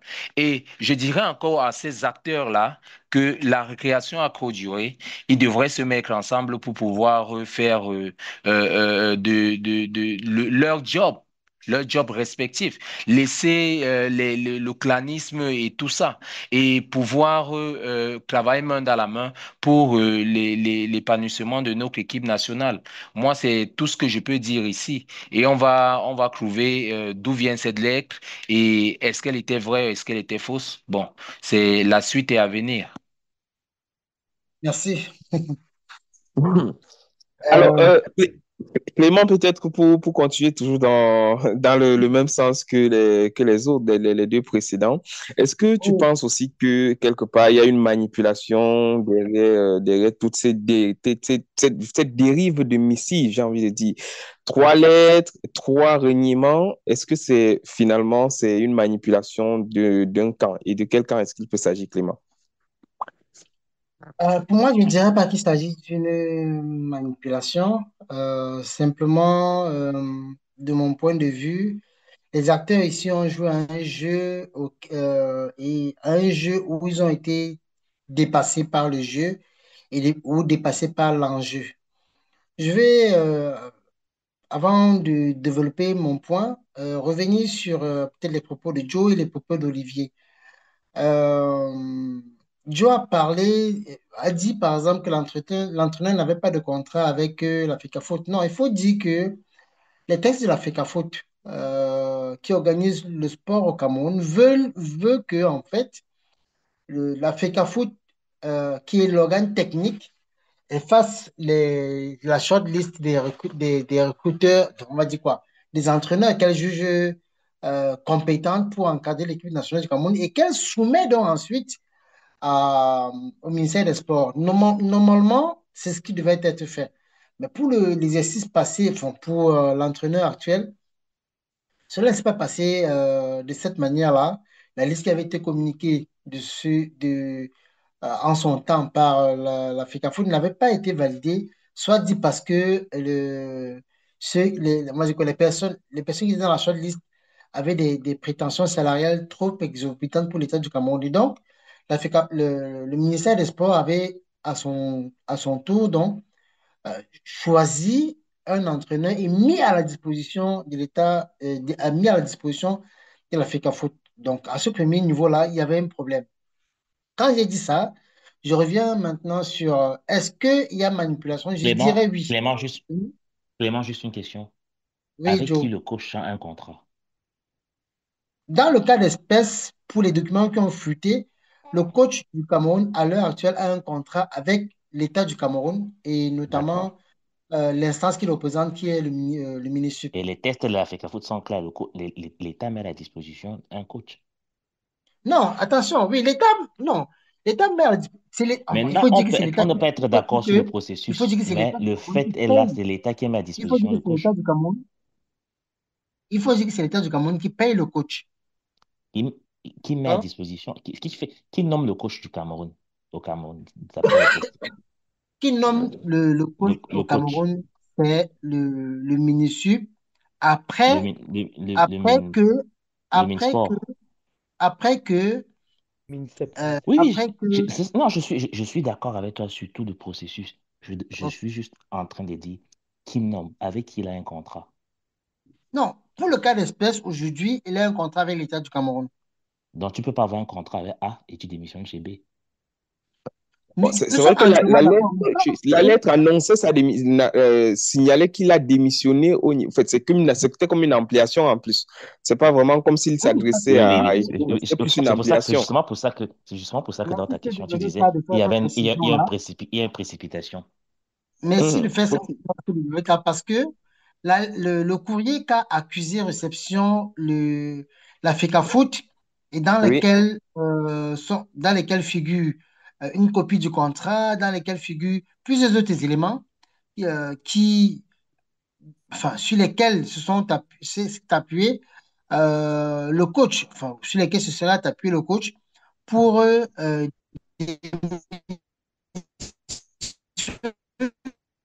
démissionner. Et d'ailleurs, il faut dire que pour le porter par EMS, je crois d'ailleurs, EMS, il faut dire que une intelligence artificielle ne va pas rédiger un courrier et l'envoyer par lettre recommandée par poste. Bon, c'est Sois vrai qu'en même sérieux. temps, quelqu'un qui habite aussi en Belgique, qui est en vacances en Grèce et qui envoie un courrier qui est déposé depuis Yaoundé à EMS, ça fait bizarre. Ça fait quand même beaucoup aussi. Il y a tellement de choses, il y a beaucoup d'enquêtes qu'il faudrait mener pour pouvoir trouver le vrai du faux. Je pense je pense, Chicharito, je pense que tu Je n'as pas suis encore pris la d'accord avec parole à toi. Je suis ce complètement d'accord propos. avec toi. Je suis complètement On va d'accord avec passer. toi. Hein. Avec ta permission, Clément, je vais passer la parole à Ticharito parce qu'il faut qu'on joue sur le temps pour pouvoir Ok, attaquer le troisième sujet. Alors, d'accord. Ticharito, je sais que tu n'as pas souvent trop défendu Eto'o ni la Fédération camerounaise de football, mais j'ai quand même envie de savoir, est-ce que avec les derniers rebondissements, notamment aujourd'hui, on parlait, il y a certains coupures sur WhatsApp, des captures qui feraient état de ce que au niveau du SGPR, au niveau du Minsport, beaucoup d'instances ont essayé d'attaquer le président de la Fédération camerounaise de football. Est-ce que tu penses qu'avec cette prétendue démission de Marc Brice, est-ce que tu penses que c'est toujours une attaque contre Samuel Eto'o? Et plus loin même encore, est-ce que tu penses que lors du prochain match des Lions indomptables, c'est Marc Brice qui sera sur le banc des Lions? C'est une très bonne question que tu poses. Le problème, c'est que là, honnêtement, je ne sais pas. C'est la question que tu poses est vraiment pertinente. Est-ce que ça sera lui sur le banc de touche au prochain match? Je n'ai absolument aucune idée. Parce qu'il faut se le dire, vous avez vu ce qui s'est passé avec son coach adjoint. La FECAFOOT a dit au MINSEP, vous l'avez nommé, mais c'est moi qui lui donne l'autorisation de s'asseoir ou non sur le banc de touche. Et vous voyez qu'au niveau du MINSEP, il est nommé, mais il ne s'assoit toujours pas sur le banc. Donc là, avec ces vraies fautes d'émission, le président de la fédération a reçu un ensemble de documents dans lequel c'est bien marqué démission unilatérale. Donc, il peut très bien prendre ces documents-là et les transmettre à qui de droit, c'est-à-dire au niveau de la CAF et de la FIFA, et ça sera acté. Parce que les Surtout au documents, niveau il les a reçus. du tribunal arbitral du sport, parce que c'est surtout l'instance qui peut encore, l'instance Il les a reçus. juridictionnelle, pardon, Il les a qui reçus. répond. Le seul, le- donc, pour moi, à ce niveau, le président de la FECAFOOT, bon, moi, je ne peux pas lui en vouloir à ce niveau. Il n'a rien demandé. Là, les documents lui tombent sous la main. Le, la seule chose où je peux un Surtout qu'il n'avait peu... jamais eu copie du contrat entre Marc Brice et l'État du Cameroun. Voilà. Exactement. Et c'est la raison pour laquelle, quand par exemple, Marbrice dit qu'il n'a jamais démissionné, bon, si Marbrice doit être cohérent, il doit porter plainte, par exemple, pour usurpation d'identité, pour faux en écriture. Et surtout, ça, l'usage, c'est Jusqu'à pré- l'utilisation de sa signature. Mais bien sûr, jusqu'à présent, il ne le fait pas. Pour quelle raison? Il faut dire que pour le Et cas après, au d'espèce, niveau... il a clamé que sa boîte électronique avait été piratée, hein. Par contre, le courrier a été Oui, reçu physique. d'accord, il n'y a Voilà. pas de problème, C'est bizarre. mais pourquoi il ne porte pas plainte? Parce que si ce qui est, si, ce qui- si c'est, il dit, voilà, ce n'est pas moi, je suis pas l'origine, pour moi, la première chose à faire, c'est de porter une plainte. Parce qu'avec la plainte, ça permet déjà au moins voilà, de stopper le processus en disant, c'est comme si vous perdez votre pièce d'identité, carte nationale d'identité. Si vous déposez une plainte, imaginons 3 jours après, il y a quelqu'un qui a commis un forfait, il a commis un vol, et votre pièce d'identité se retrouve sur le lieu du crime. Le fait que vous ayez déposé une plainte va vous couvrir. Parce que vous avez dit, voilà, au niveau des autorités compétentes, vous avez déclaré la perte de votre pièce. Donc, si c'est retrouvé plus tard sur un lieu du crime, vous êtes couvert. Mais imaginons, vous ne le faites pas et c'est recouvert sur le lieu du crime. Qu'est-ce que vous faites? Vous ne pouvez pas dire à ce moment donné, ma pièce a été perdue. OK, vous le dites, mais comment est-ce qu'on va vous croire sur parole? Vous n'avez aucune preuve qu'elle a été réellement perdue et que ce n'était pas vous qui étiez sur les lieux. Donc ça, c'est la première des choses. Et la deuxième des choses, c'est si on était vraiment dans un climat, parce que c'est ce que nous avons toujours, c'était un climat apaisé. La FECAFOOT aurait reçu ce courrier, aurait appelé le ministère ou Marc Brice pour dire, voilà, je viens de recevoir un courrier émanant de vous. Est-ce que c'est authentique? Si par exemple vous démissionnez de votre lieu de service, en général, la première des choses que fait votre patron, c'est de vous appeler et même minimalement pour savoir pour quelle raison vous démissionnez. Minimalement. Pour se rassurer au moins, Pour, avant de signaler aux pour- autres que vous avez démissionné, que vous êtes Je démissionné, vais au moins, dire, ils même se si, même rassurent. s'il ne veut pas, même s'il ne veut pas se rassurer que vous avez démissionné, il peut m'appeler pour savoir la raison qui vous pousse à le faire. Parce que si c'est un patron sérieux qui a plusieurs employés, son but c'est de ne pas avoir les mêmes employés qui partent par la suite pour les mêmes raisons. Donc, vous pouvez lui donner une raison de votre démission qui va lui permettre de s'améliorer pour fidéliser ses autres collaborateurs. Donc là, on voit quand même que de ce côté-là, ça n'a pas été fait. Mais je dois avouer que dans le cas d'espèce, moi, je ne rejetterai pas la faute sur le président de la fédération. Là, il s'est juste dit, bon, mes deux Il a ennemis profité de l'occasion ont un qui problème. lui a été servie. Exactement. Exactement. Mhm. Voilà, et il faut dire comme ça que c'est le bras de fer qui est reparti. Je pense que sur le sujet du sport, tout le monde a pris la parole déjà. Oui, je pense que la boucle est bouclée et ça va nous permettre aussi de passer vraiment, de remettre les choses dans les mains de Dieu. J'ai envie de dire comme ça pour introduire le prochain sujet parce qu'on parle maintenant des choses qui concernent le Seigneur ou plutôt les personnes qui servent le Seigneur.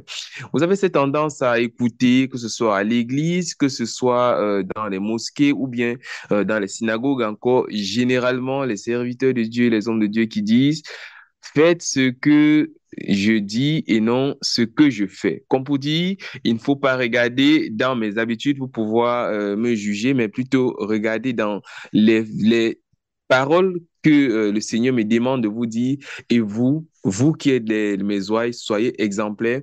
Eh bien, c'est tout simplement ce que beaucoup de fidèles auraient aimé voir, mais qui semble ne pas être le cas.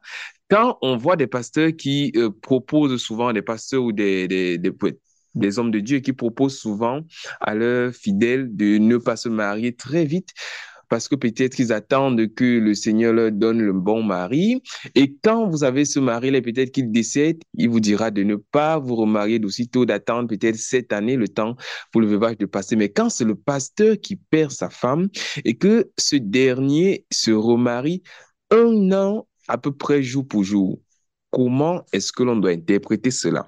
C'est du moins ce qui a inspiré la troisième thématique de ce soir, à savoir, en République démocratique du Congo, vous aviez été au courant sans doute il y a quelques mois encore, on avait parlé ici sur 237 Story, à l'époque c'était NBD qui était à la présentation, on a évoqué la mort de Blanche Chounazi qui est simplement, je veux dire, l'épouse du pasteur très célèbre Marcelo Tounassi, et on avait vraiment eu le temps d'avoir pitié de lui, on a envie de dire comme ça, mais il y a quelques jours encore, il a convolé en juste noces du côté de la Belgique avec une autre dame. Scandale ou pas, c'est la grande question que l'on se pose ce soir. Je vais poser la question d'abord à Olivier qui n'a pas pris la parole depuis un moment, et ensuite on va envoyer la parole à Clément parce qu'il faut le rappeler, il est coach de vie et il pourra encore mieux nous dire comment est-ce que ça se passe quand on perd quelqu'un. Mais déjà, avec toi, Olivier, est-ce que tu penses que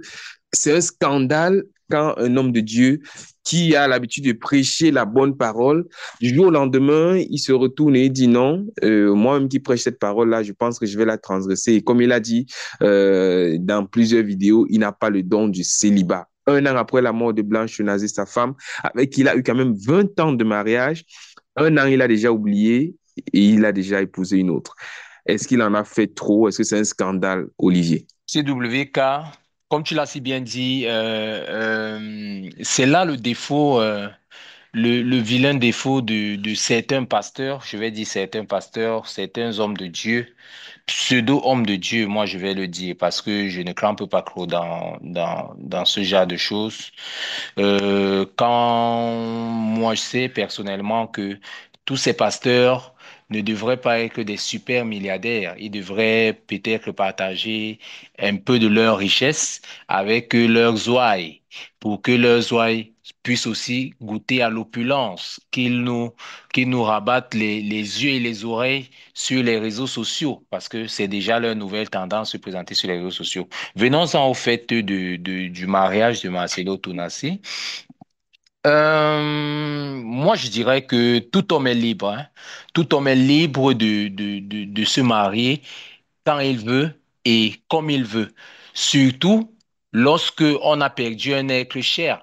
Perdre un être cher, ça ne veut pas dire qu'on va rester dans sa maison sans jamais sortir, sans jamais faire de nouvelles rencontres. Le cœur ne se contrôle pas. Le cœur, il accepte une personne une seule fois. Et puis, quand bien même vous direz que cela n'est pas bien, lui, il va foncer. On a vu des femmes ici, excusez-moi de faire un cercle, un tour d'horizon. On a vu des femmes ici qui ont été battues par leur mari dès la première violence déjà, mais elles sont restées jusqu'à subir un féminicide. Je ferme cette parenthèse. Donc, ce qui veut dire que moi, je ne vois pas de mal hein, à ce que le pasteur Marcelo Tounassi se marie. Mais des gens se posent bien des questions. Comment se fait-il que aussi vite il s'est marié avec une fidèle de sa chapelle et c'est Est-ce un qu'il ne pose. sortait pas avec elle? Est-ce qu'entre-temps, il n'était pas déjà en couple avec elle? Parce qu'on va pas se dire ils se sont Moi, croisés, ça fait je un ne an lis seulement. pas. Il ne faudrait pas lire dans la boule de cristal. Pour ceux qui savent qui sortait avant, qui sortent la preuve qui sortait avant. Pour ceux qui, il ne faudrait pas lire dans la vie des gens. C'est ça les gossips maintenant. Essayer de voir toujours, trouver le mal sur les agissements de quelqu'un. Non, c'est un homme, il doit se marier. Mais il faudrait qu'il respecte la doctrine qu'il est en train d'enseigner à ses ouailles. S'il a dit un jour à ses ouailles que ici, là, il faudrait faire ceci et qu'il va en contradiction, c'est là où on peut le juger. Que tu nous as demandé de faire quelque chose, toi-même tu ne suis pas ces recommandations-là. Excusez-moi, l'expression qui dit faites ce que je vous dis et ne faites pas ce que je fais est une expression vraiment qui est erronée. Quand on sait que un pasteur, un guide doit être irréprochable devant ses fidèles parce que c'est tes fidèles représentent le miroir de ce que tu es.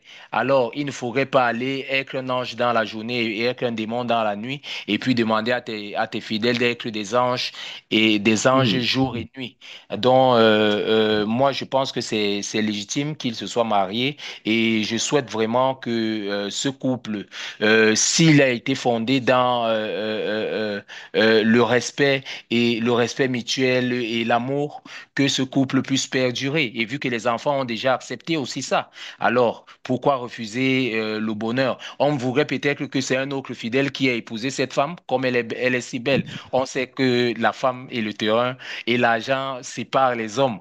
Donc laissez le pasteur Marcelo C'est vrai que Tonassi c'est vrai que vivre c'est son tout à, amour, son idylle. c'est tout à fait autre chose quand on évoque le mariage. Et c'est justement aussi l'occasion pour un expert coach de vie, tel que le coach Clément qui est avec nous ce soir, de donner son avis. Pourquoi? Parce que, coach, j'ai envie de savoir, est-ce qu'il y a un temps défini pour faire son deuil quand on a perdu sa femme, surtout après un peu plus de Mais 20 ans de mariage? est-ce que Est-ce c'est pas que mieux que le coach parle à la fin, ce cas? bon, peut-être même que c'est vrai. Oui, oui. Ben Clément, oui, tu vas prendre ton mal en c'est patience. mieux Je que le pense que coach. l'idéal serait que tu prennes justement la parole à la fin pour mieux conclure avec ce sujet et peut-être avec l'émission. Et justement, comme tu as la parole, Ticharito, moi, j'ai pensé un peu comme la question que je viens de poser à Olivier. Est-ce que quelque part, il n'était pas possible, est-ce qu'il n'est pas possible de penser que ces deux personnes ont même pu être ensemble quand la défunte épouse du pasteur Marcelo était vivante? Est-ce que quelque part les deux ne se voyaient pas déjà? La rapidité avec laquelle le mariage s'est exécuté, est-ce qu'on ne peut pas penser, on n'est pas en droit de penser cela, Ticharito? On est en droit de le penser, bien entendu. Mais moi, ce que je vais surtout revenir, c'est Olivier a dit vers la fin que voilà, il est dans son droit, que c'était légitime. Bon, oui, c'est légitime, là, il n'y a pas de souci. Mais est-ce que c'est, comment il va dire, pour un pasteur, est-ce que, on va dire moralement, est-ce que c'est moral, c'est l'acte qu'il a posé? Je dois avouer, je le connais pas particulièrement, je connais pas particulièrement l'histoire, mais dans la présentation, tu as dit qu'ils étaient mariés depuis plus de 20 ans, c'est ça? Depuis une vingtaine d'années. Une vingtaine d'années. Bon, et qu'elle décède et que tu te remaries une année après, Olivier, tu peux pas quand même venir défendre ça. Je ne sais pas quel est le temps qu'il faut pour faire un deuil. Est-ce Je qu'il sais y a un pas. temps qu'on a Mais donné pour ça, oui, mais un an Chicharito? après, quand même, Olivier, au bout d'une vingtaine d'années de mariage, que tu te remaries un an après, Olivier, ça me paraît quand même assez rapide, Olivier. Pour moi, c'est comme si Pourquoi tu n'as même pas rapide? eu le Pourquoi temps de laisser faire passer ton sa deuil. chance? Un an? Ok. Un an? Attends, laisse-moi. Ok, tu me poses une question. Permets-moi de te répondre. Peut-être on va le laisser finir parce qu'on n'a pas assez de temps et il y a encore deux personnes qui vont prendre la parole, s'il te plaît, Olivier, Olivier, si pardon. je ne me trompe pas, si je ne me trompe pas, il y a quand même chez nous, chez les Bantais, il y a quand même une période qu'on appelle période de veuvage, Olivier. Ça veut dire que même cette période, il n'a même pas eu le temps de la respecter.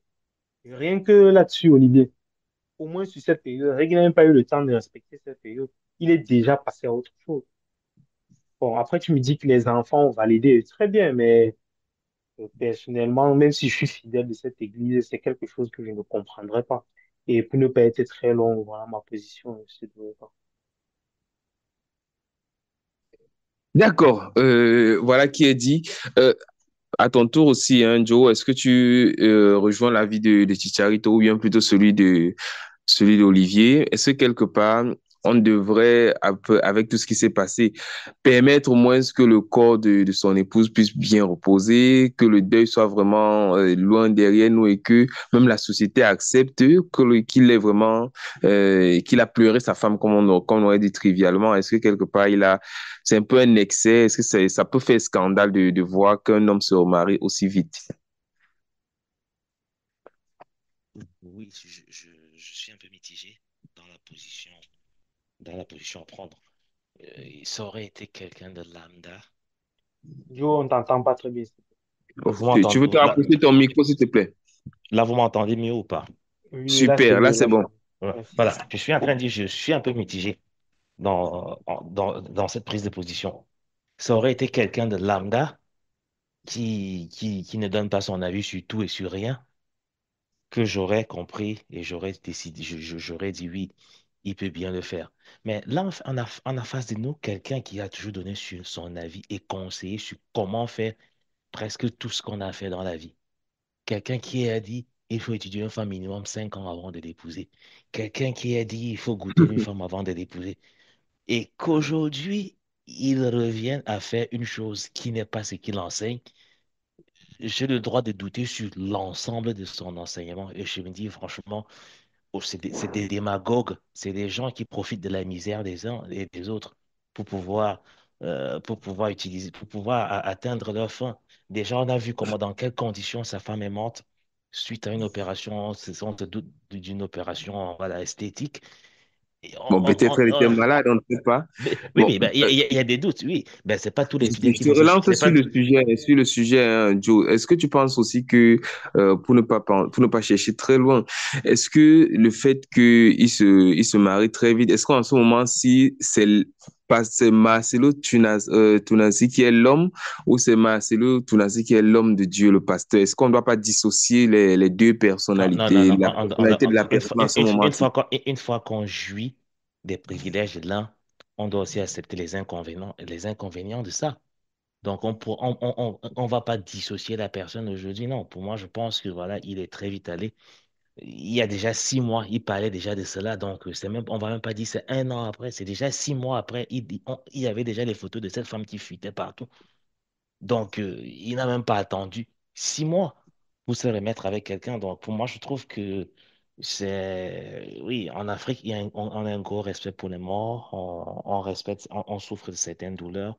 Quelqu'un qui a partagé notre vie pendant 20 ans, il faut quand même un minimum de temps pour pouvoir Du permettre respect aux même. uns, ouais, ouais, de respect pour permettre aux uns et aux autres d'accepter la vitesse à laquelle lui l'accepte. On va dire les enfants accepter. Est-ce que les enfants ont vraiment été libres dans ce cas quand on sait que les religions fonctionnent souvent comme des sectes où il y a un conditionnement? Est-ce qu'ils ont le libre arbitre d'accepter quelque chose ou pas?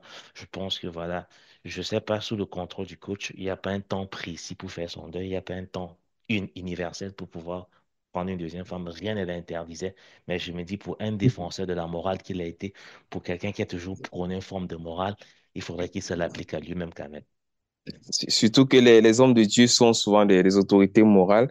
Et ce Oui. soir, on va passer la parole à Coach Clément.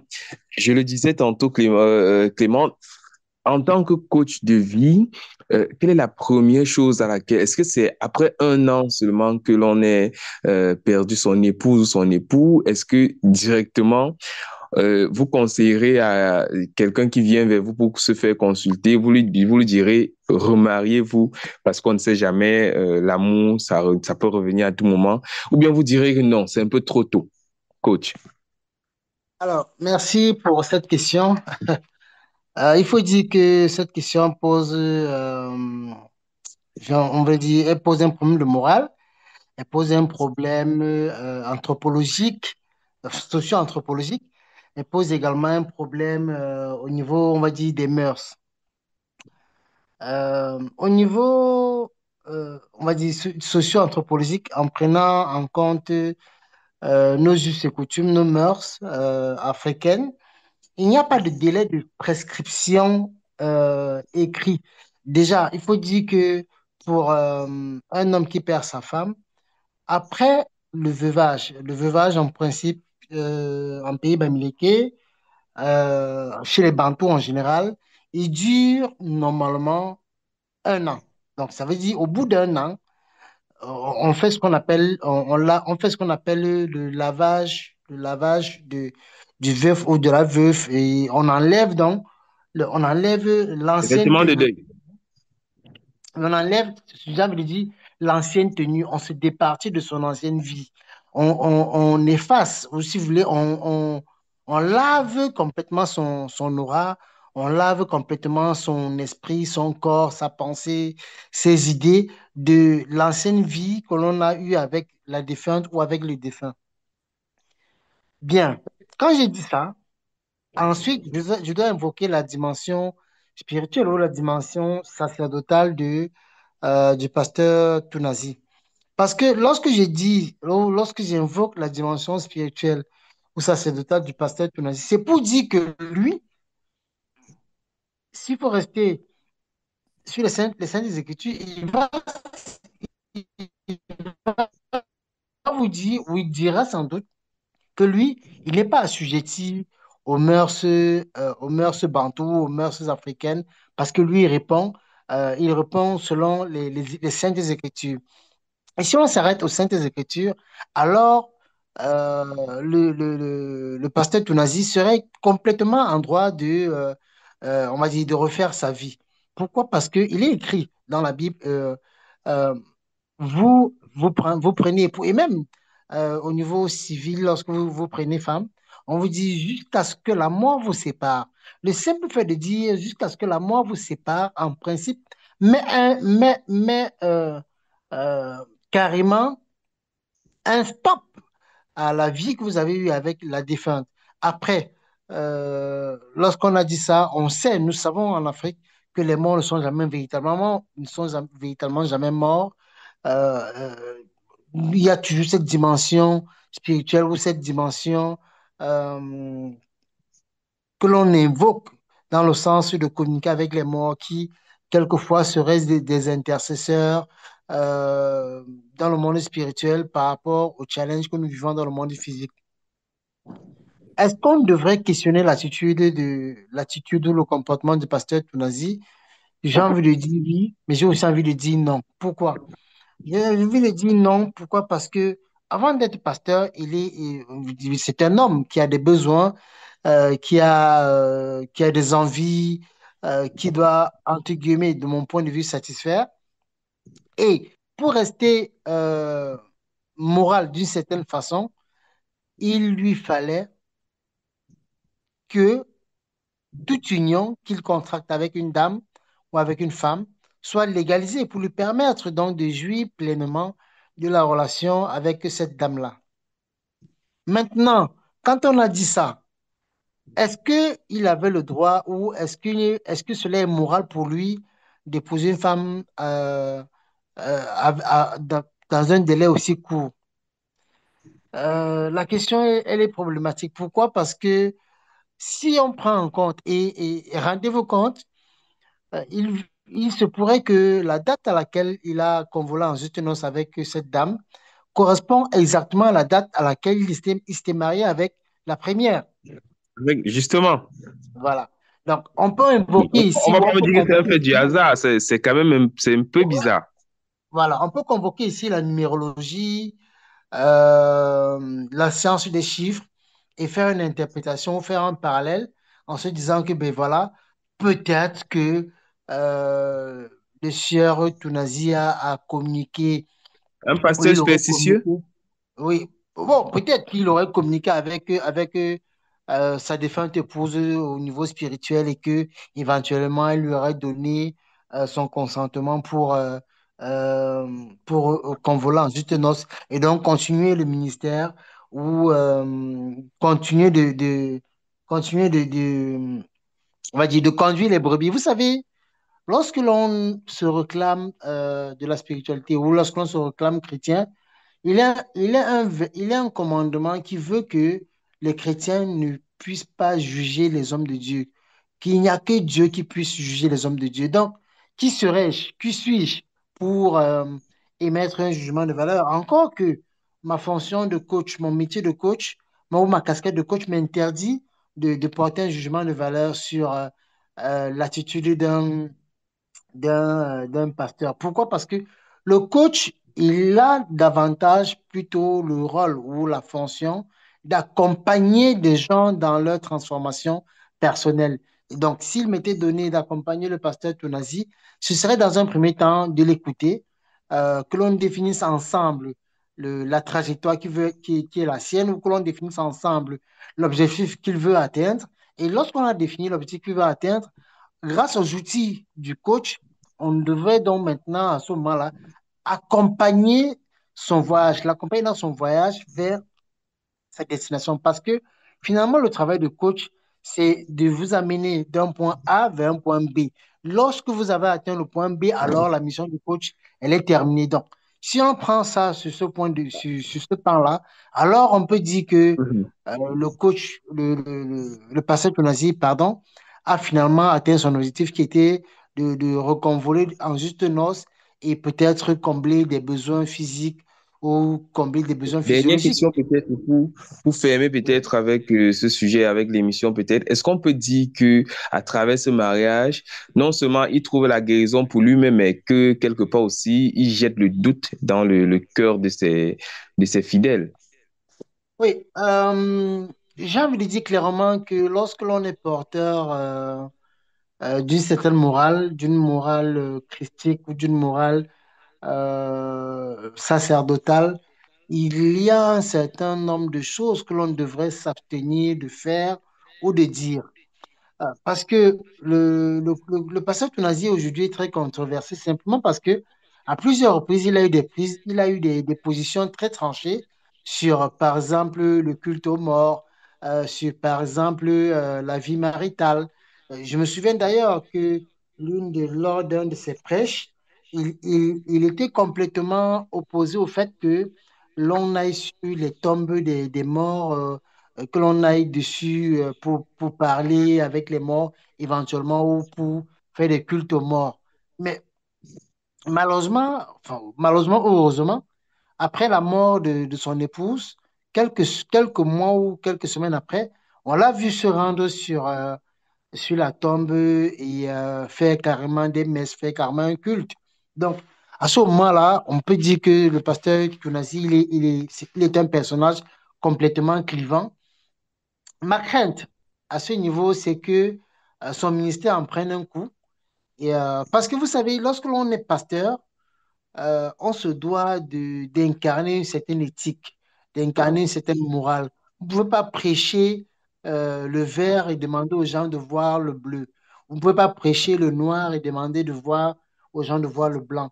Donc, D'accord. à ce niveau-là, on peut légitimement questionner l'attitude ou le comportement du pasteur Tounazi. D'accord, voilà, c'est sur ces paroles qu'on va mettre la clé sous le paillasson de cette autre édition de 237 Stories, c'est le podcast. Mesdames et messieurs, merci de votre aimable attention. Merci à vous d'abord qui étiez les différentes invités. J'ai envie de dire un grand merci à toi, Joe, pour ta disponibilité. C'était vraiment un plaisir de t'avoir sur le plateau. C'est toujours un plaisir d'être avec vous. C'est toujours un plaisir de signer. Voilà, merci surtout de t'être, après tout ce sacrifice de long voyage, d'avoir réussi à nous rejoindre. Merci à toi aussi, Olivier, d'avoir été des nôtres. C'était un plaisir de partager et de croiser le web. Ah, c'est moi qui vous remercie et je remercie aussi nos chers auditeurs, auditrices de 237 Story. J'ai envie de dire aussi merci au coach Clément. Pour une première, il faut dire qu'il a bien mouillé le maillot. Il a donné envie de l'inviter encore pour une ou deux fois. Et on espère qu'on aura encore plusieurs fois l'occasion de t'avoir avec nous, coach. Merci pour ta présence. J'ai envie de dire merci également à toi, Ticharito, celui avec qui j'ouvre et avec qui je ferme toujours ce débat. Merci pour ta disponibilité et surtout, merci d'avoir accepté de croiser le verbe avec moi. Et les autres, bien sûr. Plaisir partagé, c'est du temps. Bonne soirée à tous. C'est sur ce, mesdames et messieurs, que prend fin cette édition. Eh bien, on avait au programme, en politique aujourd'hui, on a parlé des 82 candidatures pour un trône, le casse-tête à venir pour Elecam. On a parlé des sports avec la vraie fausse démission de Marc Brice qui tire les ficelles de ce jeu troublé. Et enfin, on venait de parler de ce cas en République démocratique du Congo, le mariage, ou plutôt le remariage du pasteur Marcelo Tounazi. Merci, mesdames et messieurs, vous qui nous écoutez depuis les plateformes Deezer, Spotify ou encore sur les plateformes d'Apple. Eh bien, on vous dit merci. Merci surtout pour les différents commentaires en bas de nos pages. C'est 237 Story, c'est 237 Story, le podcast surtout. Merci pour votre aimable attention et à très bientôt pour un autre échange. Bye bye.